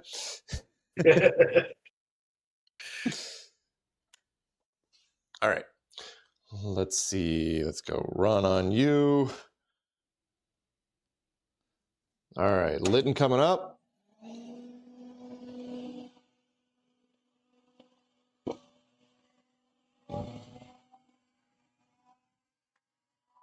All right.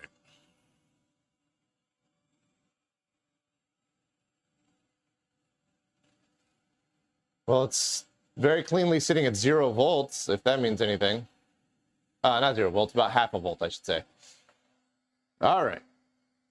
Halt. Ready. Run. Oh, God damn it. Did that fix it? Yeah. It's like a hard 5 volts.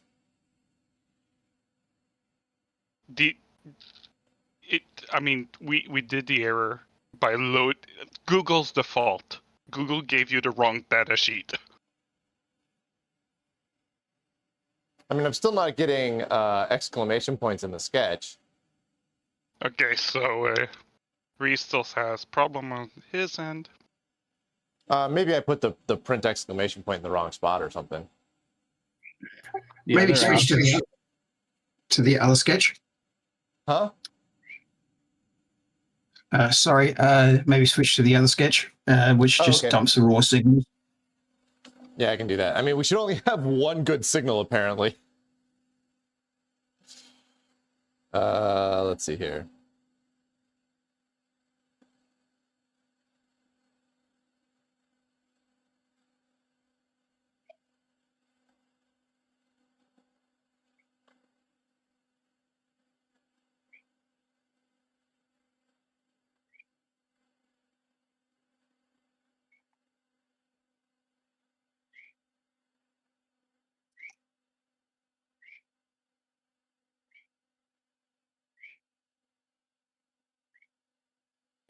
At the same time, would we have the right voltages to run tubes? It's like, I mean, sure. I ran tubes on incredibly low voltages. Not quite this low, though. I mean, almost. we have access. I did plus 24 volts and negative 12 volts. You've got negative 24 volts on here. You've got plus 36, so you actually have more than I had. Okay. We need to pick the plus 36 somewhere else because it doesn't go to the card. But I mean, that's not a problem. All right, so problem would be scale. What am I expecting on the serial monitor here? K83 status or data is high, low, high, low, high, low, high, low, high, low. Okay, can you screenshot that or? Yeah, I mean, it's just like constantly scrolling K83 status or data is high and low over and over and over again. Is the Litton running or is it halted? It's running. It's KV3. Right? Is that the pin that we're working on? No. It's KV2 we're working on. How come nothing else is printing? Might want to make one small change. Oh, that's a terrible picture. Good lord. Okay. The Moire effect on my phone is insane. As far as low voltage tubes, don't forget they made little bitty tubes that went in pocket size tube radios that ran on, what was it, volts? 9 and 18 volts? There was a bunch in cars that ran on 12. Yeah, that's true too, yeah. Those were pretty big. Reese, what's the one change you want me to make? Okay, I just posted in the chat. Up in the setup, just want to flip the state of output busy. See if we get it the other way around.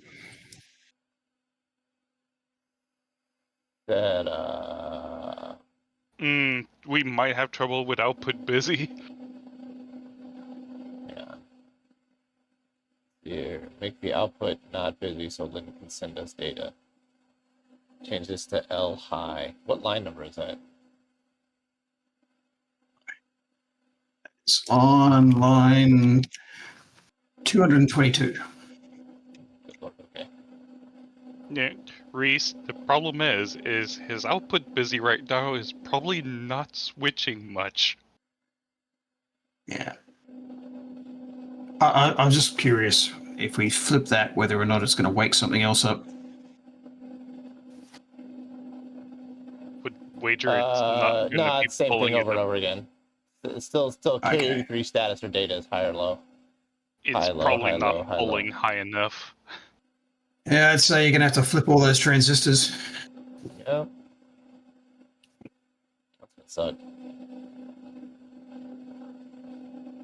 I got to do it on How both many boards too. transistors will that be to flip?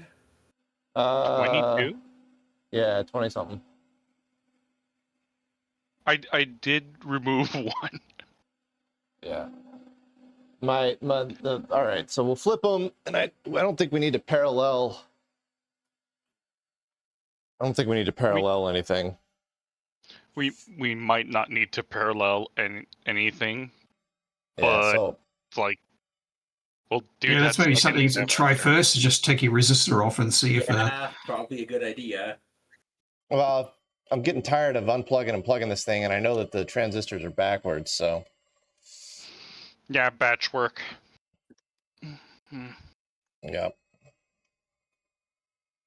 I mean, Let's get you completely out of the way here. All right. You go up top. I can get that. That's easy enough. I gotta mark the ones on the bottom. I think they are marked, maybe.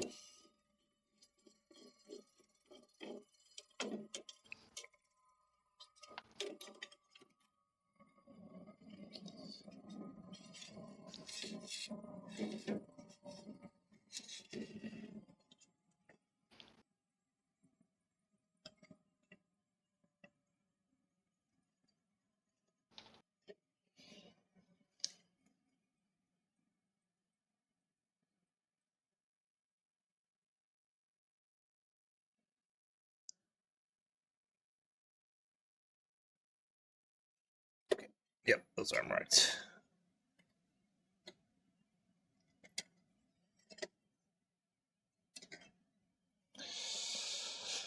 All right. I mean, I really should go to bed, but I kind of want to see this bitch work. I think I can speed run this. Those were 2N270 something or other. Yeah. I'm sure it must have it in the history.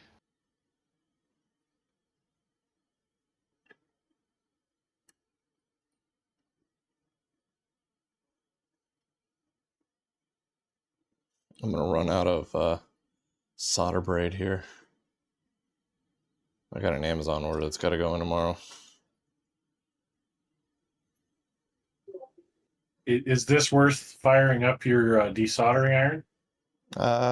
No, I don't think so. These single-sided PCBs don't have plated through holes, so the braid does really good on them. True.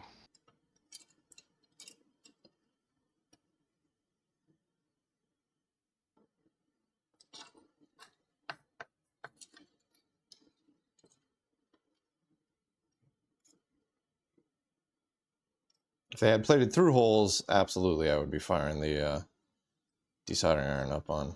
But I mean, I've had to desolder and move a bunch of stuff around on UE1 before. This all seems to work decently well.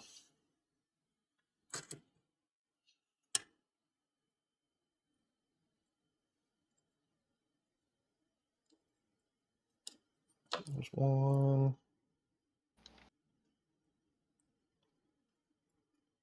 There's 2, 3.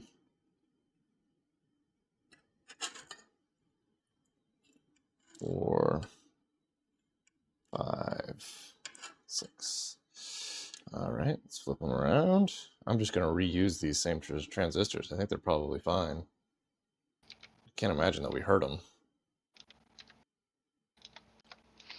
We didn't go far enough to hurt them. If we did, they've been naughty transistors.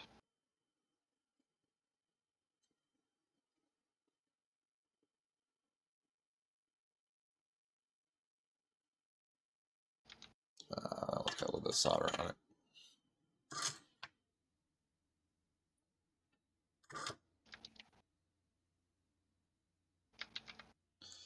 So if we were smart, we would have tested one of these, we would have soldered one up and then tested it.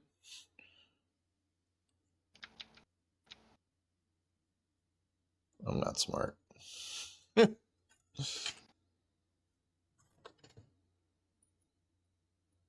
Why am I unable to copy paste?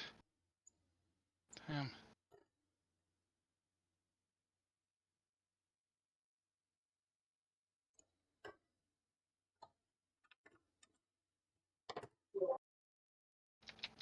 Gang, Texas's power demand is up 5% year over year to an average of 372 terawatt hours.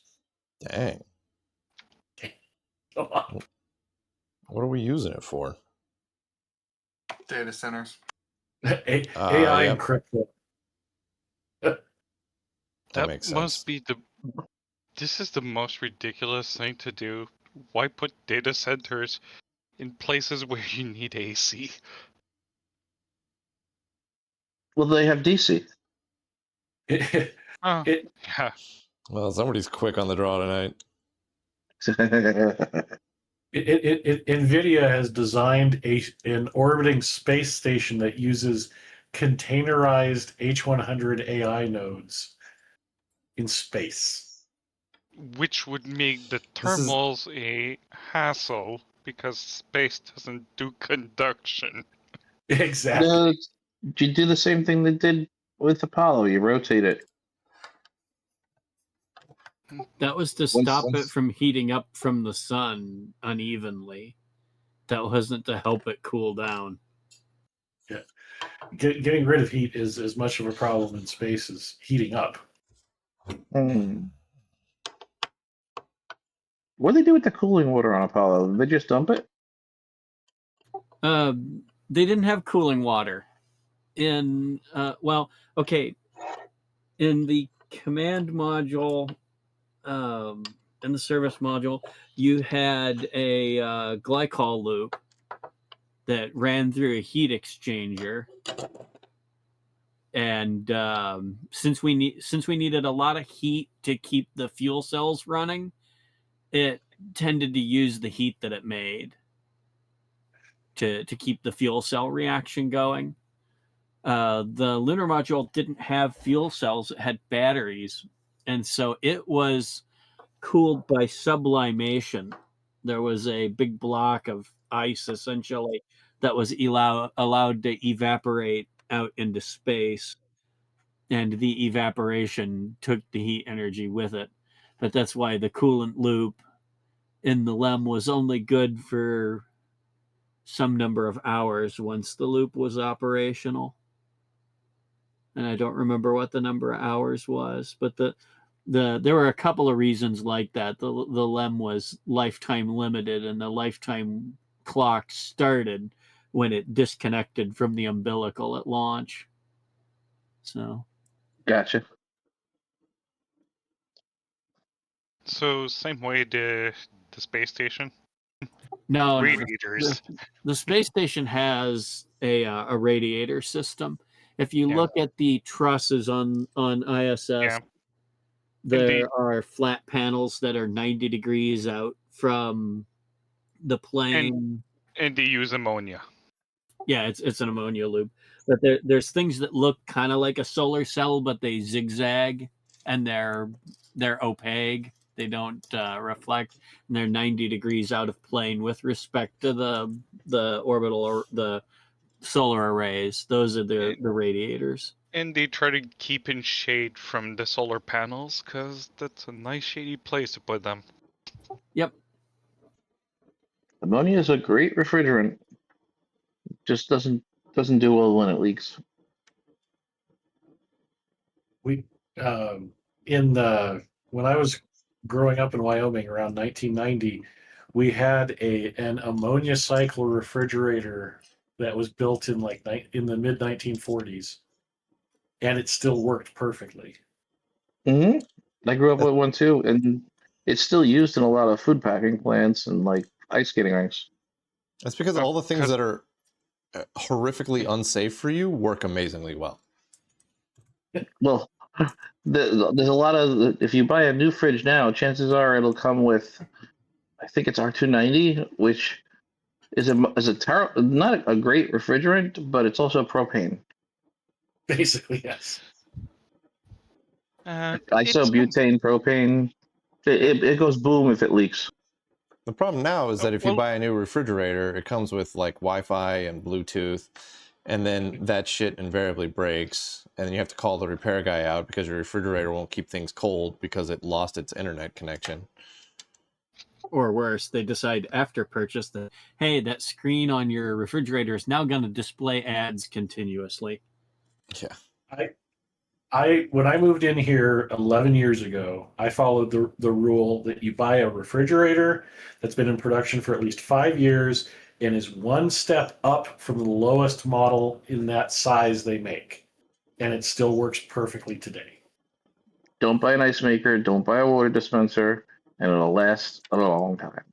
Yeah. It's a Frigidaire side by side. It has the traditional mechanical ice maker and the solenoid operated water in the door with just a regular loop of plastic tubing in the refrigerator to cool the water, and it works just fine still.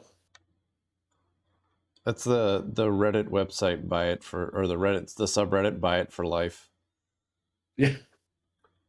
Those guys are obsessed with socks. All right. Whenever I go on there, there's posts talking about which socks don't wear out. It's like a legitimate concern, man. I go through socks at an alarming rate. You gotta SA learn had the to same kind of thing on SA. It was called coupons and deals, and it was the only justifiable reason to buy access to that website. You know, what I discovered with my socks is that wearing the socks with sandals wore holes in them very quickly, but wearing them with shoes doesn't have the same issue. I go shoeless a lot. That's why I go through socks pretty rapidly. Same. I don't wear shoes in the house. With the added bonus of you're constantly cleaning the floor. I wear an orthotic kind of sandal around the house. I need the arch support. I have high arches. No, see, up here, the big deal is they salt the roads and the walkways and stuff in the winter. So if you're wearing your shoes around the house, you're tracking road salt around the house. Road salt house shoes. Road salt is evil. I had a Honda Element that I got that was from Ohio, and it has rust through the floor in places, but at least the frame was intact. I do actually, though, have essentially old shoes that I wear in the house that I don't take outside because, yeah, the salt is horrific. What's funny about the Element is that Honda recalled them for salt damage and repaired them in Canada, but not in the United States.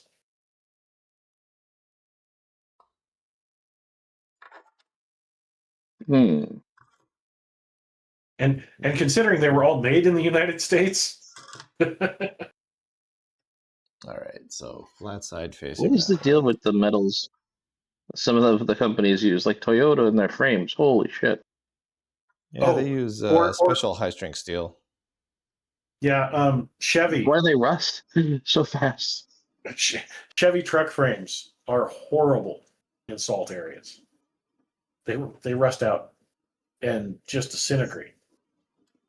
Especially the tube that goes across under the bed of the pickup. Cross member? Yeah, those tubular cross members just rust right out of like the 2000 to 2010 Chevy pickups, GMC. They had there was a recall on the Tacomas, which they actually were replacing frames for a number of years. I hear fluid film is actually a good way to waterproof before the winter, and unfortunately, I haven't been doing it. I had a couple of AMC Eagle wagons, and they had Z-Bart protection on them, which was basically heavily galvanized steel. Oh, Pentium has one of those. Great car. It was basically the first crossover, SUV drivetrain under a car. Yeah. I had a 2005 Jeep Grand Cherokee, and it was the exact same size. The wheelbase, the interior size, pretty much. The exterior dimensions were almost exactly the same as an Eagle wagon, just a little taller. All right. Mm-hmm. But did it have a desert only mode on the air conditioner? My Eagles didn't have that, but then they were from Montana, so that may have been a California, or Southern Desert only thing. It depended on the year. I think the earlier ones had it. It was more they were concerned it would ice up the evaporator if you weren't in truly dry air.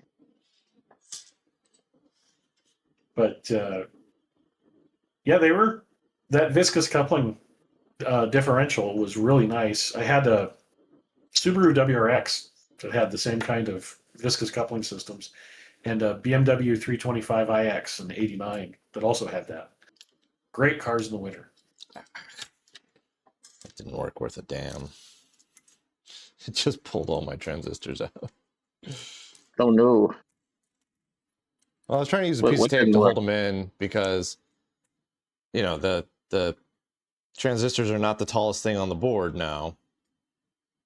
And your leads are already pre-trimmed, right? Yeah. So I was trying to use a piece of tape to hold them in place, and that didn't work. Try again here. Just shove a ruler or something underneath them to shim them up. Yeah, it's gonna have to be something really big because I've got the mounting studs still on this thing. My experience with rust on Dodges has been the wheel wells and like the rear fenders of the bed rot, but the structure of the truck, the frame, doesn't rot out.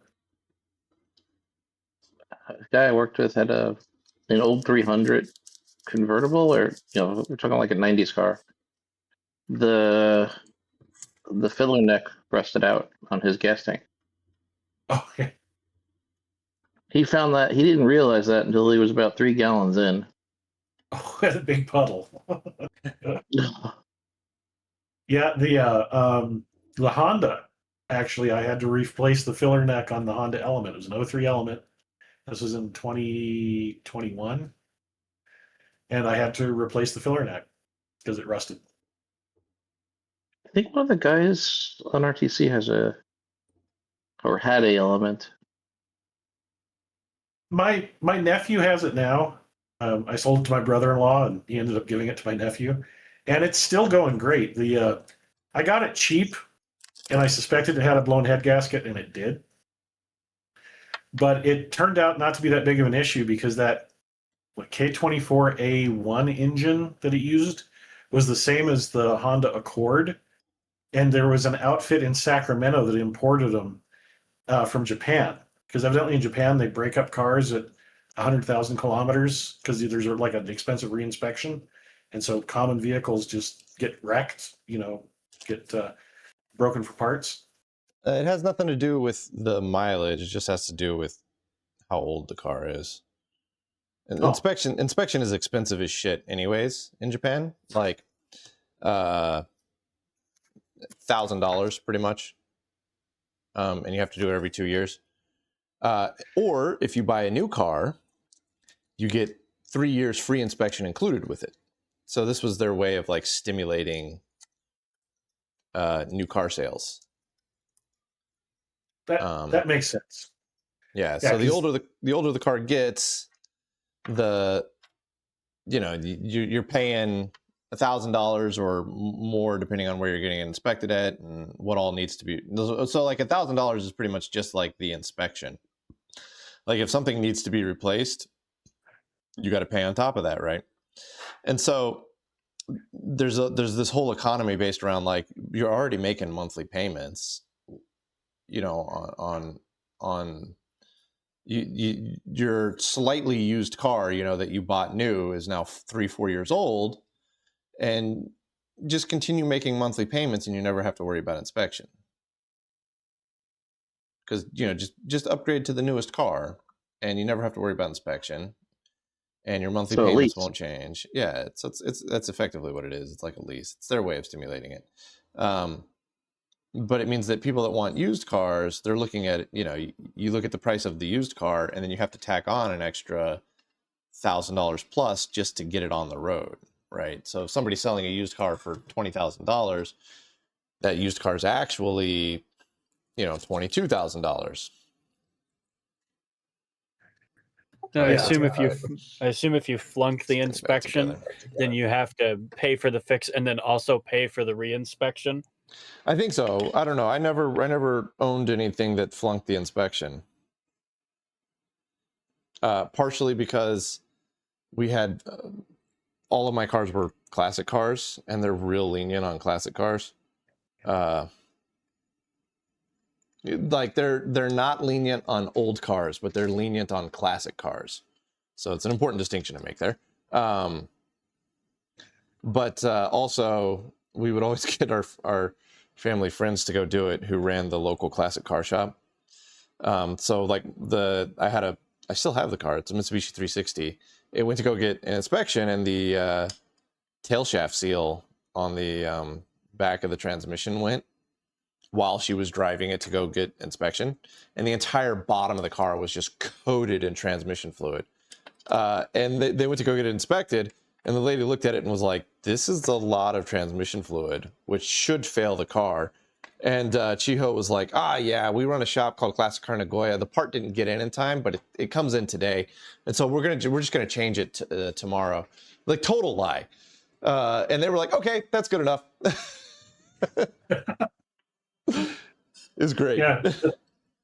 This was interesting because I live up by Reno, and this outfit down in Sacramento delivered the complete Honda Accord engine, long block, complete with starter and alternator, for $800 delivered, paid shipping, everything. It was a great deal, and it had less than 60,000 miles on it, and the car's still running great. My nephew loves it because of the rubber floor, because it's easy to clean out. Oh yeah, I like the way the seats fold up on that too. What's he doing that he needs a rubber floor? Was he Dexter? No. The Element has a rubber floor. I know it has a rubber floor, but why is that such a big deal? Is he Oh, like, they have dogs. is he They have murdering dogs. people? Oh, they got dogs. No. Okay. Yeah, they've got dogs and you know, the mud and the fur. It's easy to clean up. The biggest issue is some people think you can hose them out, which you can't. They're not a Jeep Wrangler. They're not designed to be hosed out. But all right. I loved my Gen 1. Sorry. Oh, you can go ahead. Oh no, I had a Gen 1 Honda CRV, and it just had so many like nice little features, like the picnic table under where the spare would be. The seats would fold flat into a bed. They did a lot of little niceties.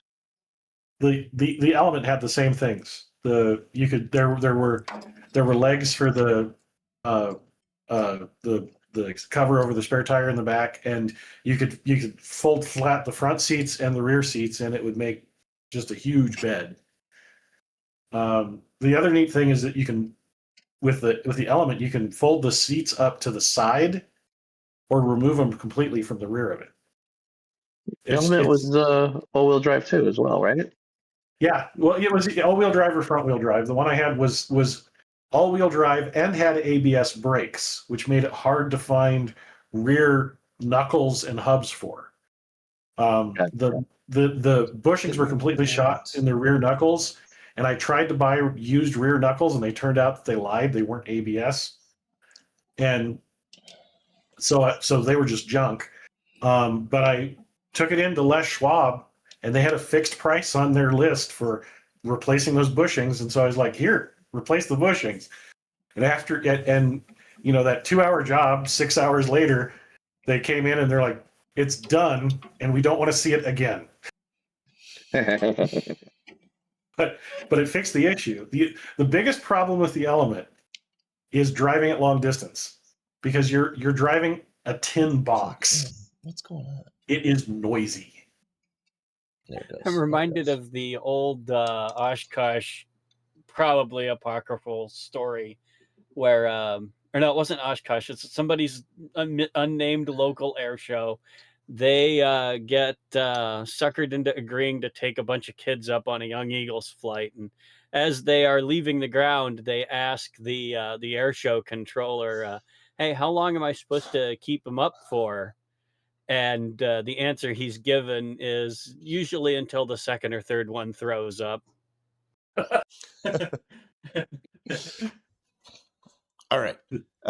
Because it's late, we're just going for broke. I'm going to load up the other sketch that was just like the to use it sketch. Are you going to put back the change to the negative logic as well?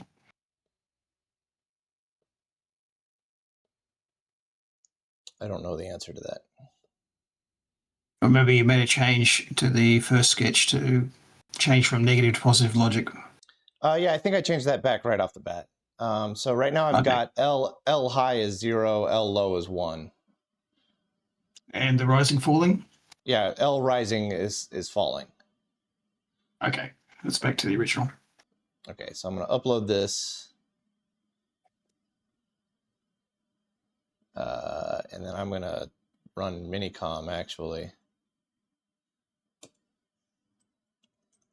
Because the text is bigger. All right, so it says not ready, but, it should say not ready. Because the Litton is off. All right. That should be somewhat Release readable. the hounds. Yep.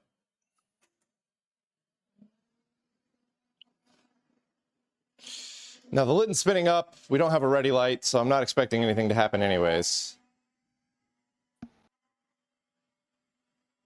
Oh yeah, it would be non-ready because it's 0 volts. Oh, we got it ready. We got ready. It says ready. Holy dilly. All right. I'm going to do halt, ready, Halt, run. ready, run. Halt, ready, run. Oh, I still got my exclamation points in there, apparently. Well, that means that it's working. Let's take those out and get it go. Okay. Let's go. Oh, and selected the right devices as well. C04941. Those are the correct device IDs. We've got at least got the output bits around the right way. Okay, All I right. told you This is- polarity was good, and I All told you bit order was good. All right. You get 3 more I told you that's so's, for and then I'm Reese. kicking you No, out. that's for Reese. That's for Reese. Okay, whatever. Oh, All right, thank God. where did I put that at? What was that? 222 or something? No, it's down the bottom. Hang on.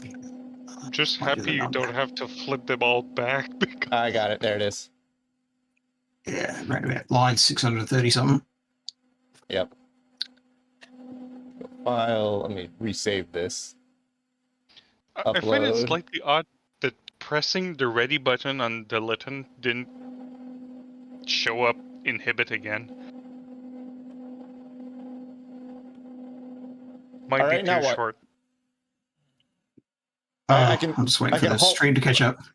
I'll halt, ready, run again. And you got a whole bunch of device selects. C0490, FF410.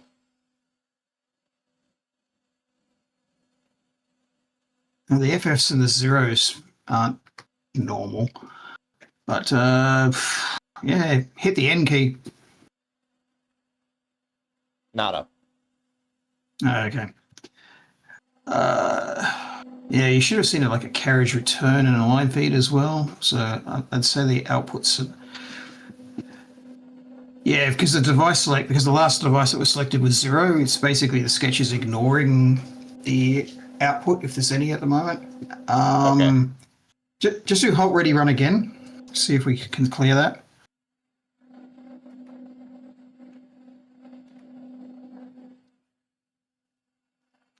Looks like same collection. No, it's a different Okay, collection. Now it's 403D0FF410. Yeah, I think we still got a little bit of noise on the signals because that 3D should definitely not be there. Yeah, we might still need to add like 100Ks or something like that to. But this is good. We're getting close. I'll just give you a quick patch. I'll just see what that to just make it just do outputs regardless of what the device selector is doing. Hang on, let me find it in the code. Okay. Because right now it only looks at the output values if the device select matches, but we can disable that. Hang on. Actually, before you change the sketch, power down the Litton, give it a second, and power up again, and see if it behaves. Because it seems weird to me that it behaved exactly as it should for that first power up with the exclamation points, but then everything went to pot when you are reloading with it powered up. I wonder if there's something going wrong with how initial state is determined.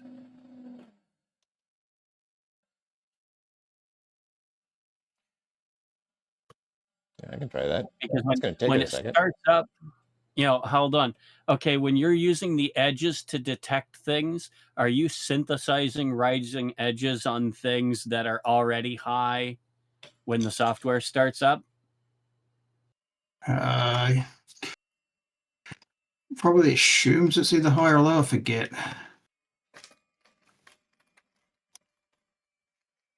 It's going to take it a second. It takes a while for the drum to spin down. Yeah, I know. I figured they'll take about as much time as it's going to take to make the patch anyway.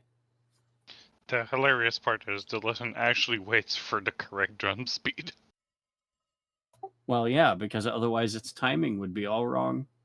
I mean, yeah, the 100 nanosecond would be wrong, yeah. There's only one hard delay in the whole thing.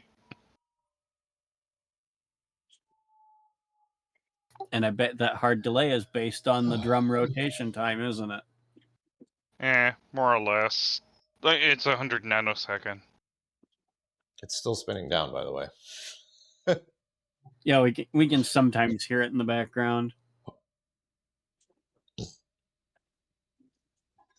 All right.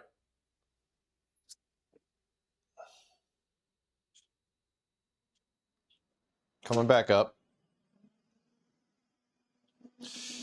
You had some device selects right off the bat there, but I think that was just chaos. You had a device select of FF and 0, but the system isn't ready. We got a ready light. We got ready. You got a tab out of somewhere. Yeah. That was on like when I first turned the power on. So I think it's just like chaos coming into this thing. All right. Yeah, so halt, weird that it ready, typed out. run. There you go. That's what you get. You get C0490400FF410. There's it should be mostly just C049 and 41. The others. Anyway, I just put a patch in the chat. Let's just give us a quick check. We might have to have a think over the next week as to how to diagnose this. I mean, this is good news. Like yeah, it's doing something, and the fact that we're getting 49s and 41s in there shows that we actually have the bit order around the right way, because those are the C04941. They're expected, so we have the bits in the right order for the output at least. Would it be possible that we're like seeing a transition on the as an address, but it's actually data? Okay. I think I can do this. 6. Boy, I'm tired. 629. Okay.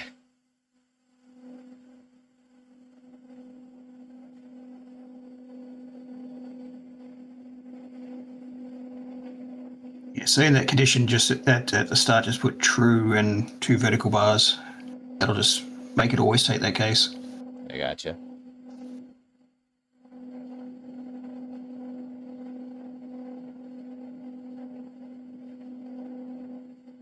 Okay. That's it. I'm going to go back to this because it's just easier for me to read. And then we'll do a halt, ready, run again. Halt, ready, run. So if it gets any output bytes at all, it should try to dump them. Yeah, you got C0490, FF410. There's a carriage return line feed there. There is a carriage return in the middle there. That's what... Did you do the halt ready? Yeah, you did the halt ready run. So that's Opus maybe printing out new line, so it might be alive. Except that now we have to disable the input the input typo select. I forgot about that one. I think it's working enough that we can say we're getting some data out of this. Okay. Well, if you got a quick patch that I can do to make it so that input does something, I can do that right quick. I was just going ahead to just say, oh, let's just go for broke, but apparently you need to do it in smaller steps.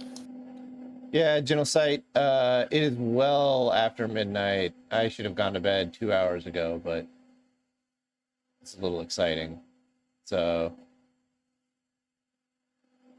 all right, you got a rapid patch for me? Please tell me you got a rapid patch for me. Oh, you do. Excellent. Line 319, same thing, if true, right? Yeah.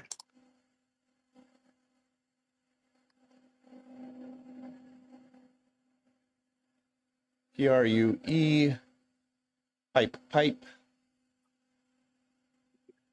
That's it? Hope so. Just on line 19, huh? Okay. Let's upload that.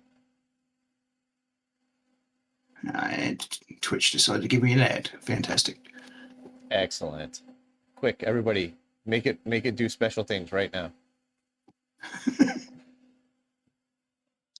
I mean, there's like probably a 10-second delay, so. All right. Let's do a halt, ready, run. Halt, ready, run. Again, you got C049040 carriage return 0FF410. Press N for number. That put the cursor on the other side of the screen.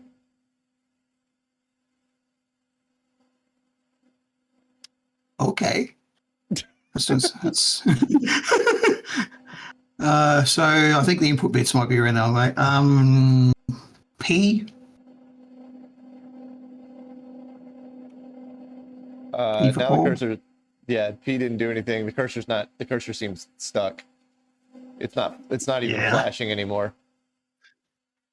Let me halt, ready, run it again.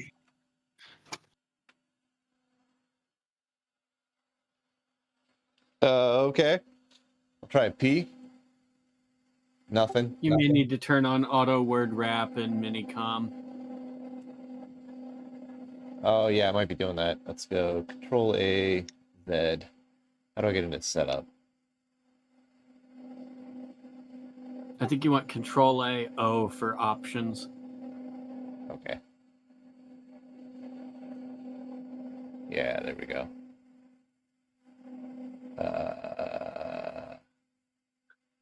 Screen.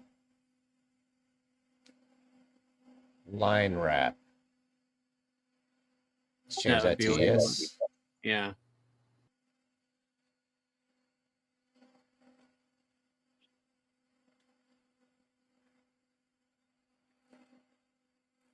All right, let's halt, ready, run it again. Halt, ready, run. Still all the way on the far edge here. Okay. It must be sending a bunch of tabs or something. Yeah, so the Litton has these weird escape codes for moving to printer column, this and that. I mapped them all to a single tab, so I'm not sure why it's all the way over there. Yeah. Well, that's Yeah. something. Anyway, I think we can let you go to bed, David. I think we've achieved quite a bit, and then we can have a look at trying to get the input side working next week. I mean, unless you want to keep going for another hour. Jesus, no, I need to go to bed. But we got something from the Litton to us via an Arduino. That's like a massive victory in my book, man. Yeah. Yeah, and I think, this is great. Yeah, and it's not like we're missing cabling. Everything's in soft now. Oh, well, maybe some resistors need to be adjusted, but yeah, most things are in software. We're gonna have to figure out what's up with our output. Why are we getting all these extra device codes that we shouldn't be getting? Is that a signal integrity issue? Is that a sampling issue on the software side? There's about a million ways that thing could go. Mm-hmm. with the slightly high 18 volts, we would still be seeing maybe seeing some problems. Yeah, so I think the next step is to have like a bunch of different Arduino sketches that do different things to test out different functionality. And then, because otherwise we're just going to be sitting there like desoldering and resoldering resistors over and over and over again until we trial and error our way into victory. So if we can use Arduino code or the scope to narrow down exactly what's going on, so it's not so we can figure out why it's not behaving. Yeah, that'll get us there, I think. Yeah, we might want to look at the minus 18 0 volts that is getting control from the Arduino, but we'll leave it at next time. Yeah, because who knows? Like maybe we're catching spurious pulses or something that, we need to shift the input level on our level shifters around a little bit. I don't know. Because we don't even know if we're outputting hard enough for the Litton to listen to us. Yeah. Also, I'm really frustrated that the transistors were backwards. Like, that doesn't make any sense to me. Like the datasheet, like I literally did what the datasheet said. Yeah, but there was a P before the 2. Yeah, not on these transistors, I don't think. Or Yeah, there's a P before the 2 on the datasheet. datasheet. Oh, okay.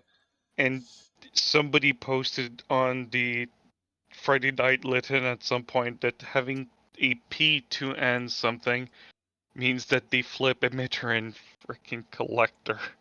Yeah. All right. Like, well, why? it seems to be we're getting there. I don't think we need to desolder much more on those level shifters. They seem to be doing all right. Yeah. Yeah. Take it easy, Zadster. I'm headed to bed too. It is late. So thank you guys so much for watching tonight. That's the end of the stream. We'll catch you next week.